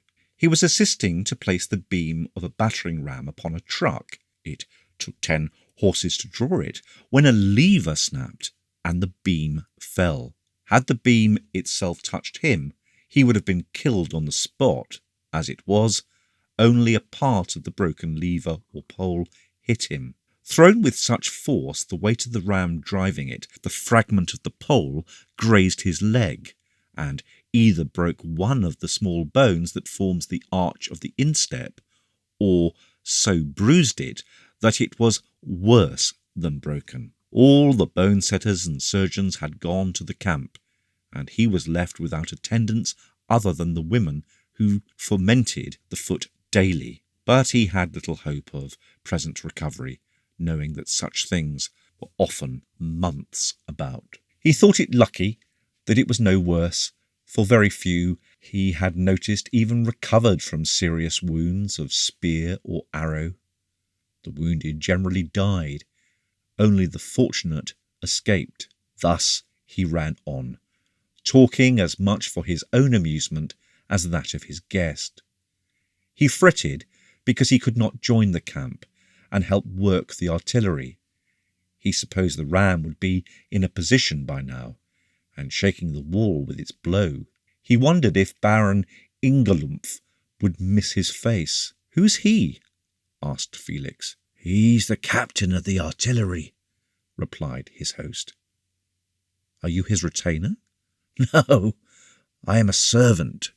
Felix started slightly, and did but just check himself from rising from the table. A servant was a slave. It was the euphemism used instead of the hateful word, which not even the most degraded can endure to hear. The class of the nobles to which he belonged deemed it a disgrace to sit down with a slave, to eat with him, even to accidentally touch him. With the retainers, or freemen, they were on familiar terms, though despotic to the last degree. The slave was less than the dog. Then, stealing a glance at the man's face, Felix saw that he had no moustache. He had not noticed this before. No slaves were allowed to wear the moustache. This man, having been at home ill some days, had neglected to shave, and there was some mark upon his upper lip. As he caught his guest's glance, the slave hung his head and asked his guest in a low and humble voice not to mention this fault. With his face slightly flushed, Felix finished his meal. He was confused to the last degree. His long training and the tone of the society in which he had moved, though so despised a member of it, prejudiced him strongly against the man whose hospitality was so welcome. On the other hand, the ideas which had for so long worked in his mind in his solitary intercommunions in the forest were entirely opposed to servitude. In abstract principle, he had long since condemned it and desired to abolish it, but here was the fact. He had eaten at a slave's table, and sat with him face to face. Theory and practice are often strangely at variance. He felt it an important moment. He felt that he was himself, as it were, on the balance. Should he adhere to the ancient prejudice, the ancient exclusiveness of his class, or should he boldly follow the dictate of his mind? He chose the latter, and extended his hand to the servant as he rose to say good-bye. The act was significant. It recognized man as distinct from caste. The servant did not know the conflict that had taken place, but to be shaken hands with at all, even by a retainer, as he supposed Felix to be, was indeed a surprise. He could not understand it. It was the first time his hand had been taken by anyone of superior position since he had been born. He was dumb with amazement and could scarcely point out the road when asked. Nor did he take the small coin Felix offered, one of the few he possessed. Felix therefore left it on the table and again started. Passing through the town, Felix followed the track which led to the direction indicated. In about half a mile, it led him to a wider track, which he immediately recognized as the main way and road to the camp, by the ruts and dust, for the sward had been trampled down for 50 yards wide, and even the corn was cut up by wheels and horses' hoofs. The army had passed, and he had but to follow its unmistakable trail. 17. The camp. Felix walked steadily on for nearly 3 hours when the rough track, the dust and heat began to tell upon him, and he sat down beside the way. The sun was now declining, and the long June day tending to its end. A horseman passed, coming from the camp, and as he wore only a sword and a leathern bag slung from his shoulder, he appeared to be a courier. The dust raised by the hooves as it rose and floated above the brushwood rendered his course visible. Some time afterwards, while he still rested, being very weary with walking through the heat of the afternoon, he heard the sound of wheels and 2 carts drawn by horses come along the track from the city. The carts were laden with bundles of arrows, perhaps the same he had seen on loading that morning from the warship, and were accompanied only by carters.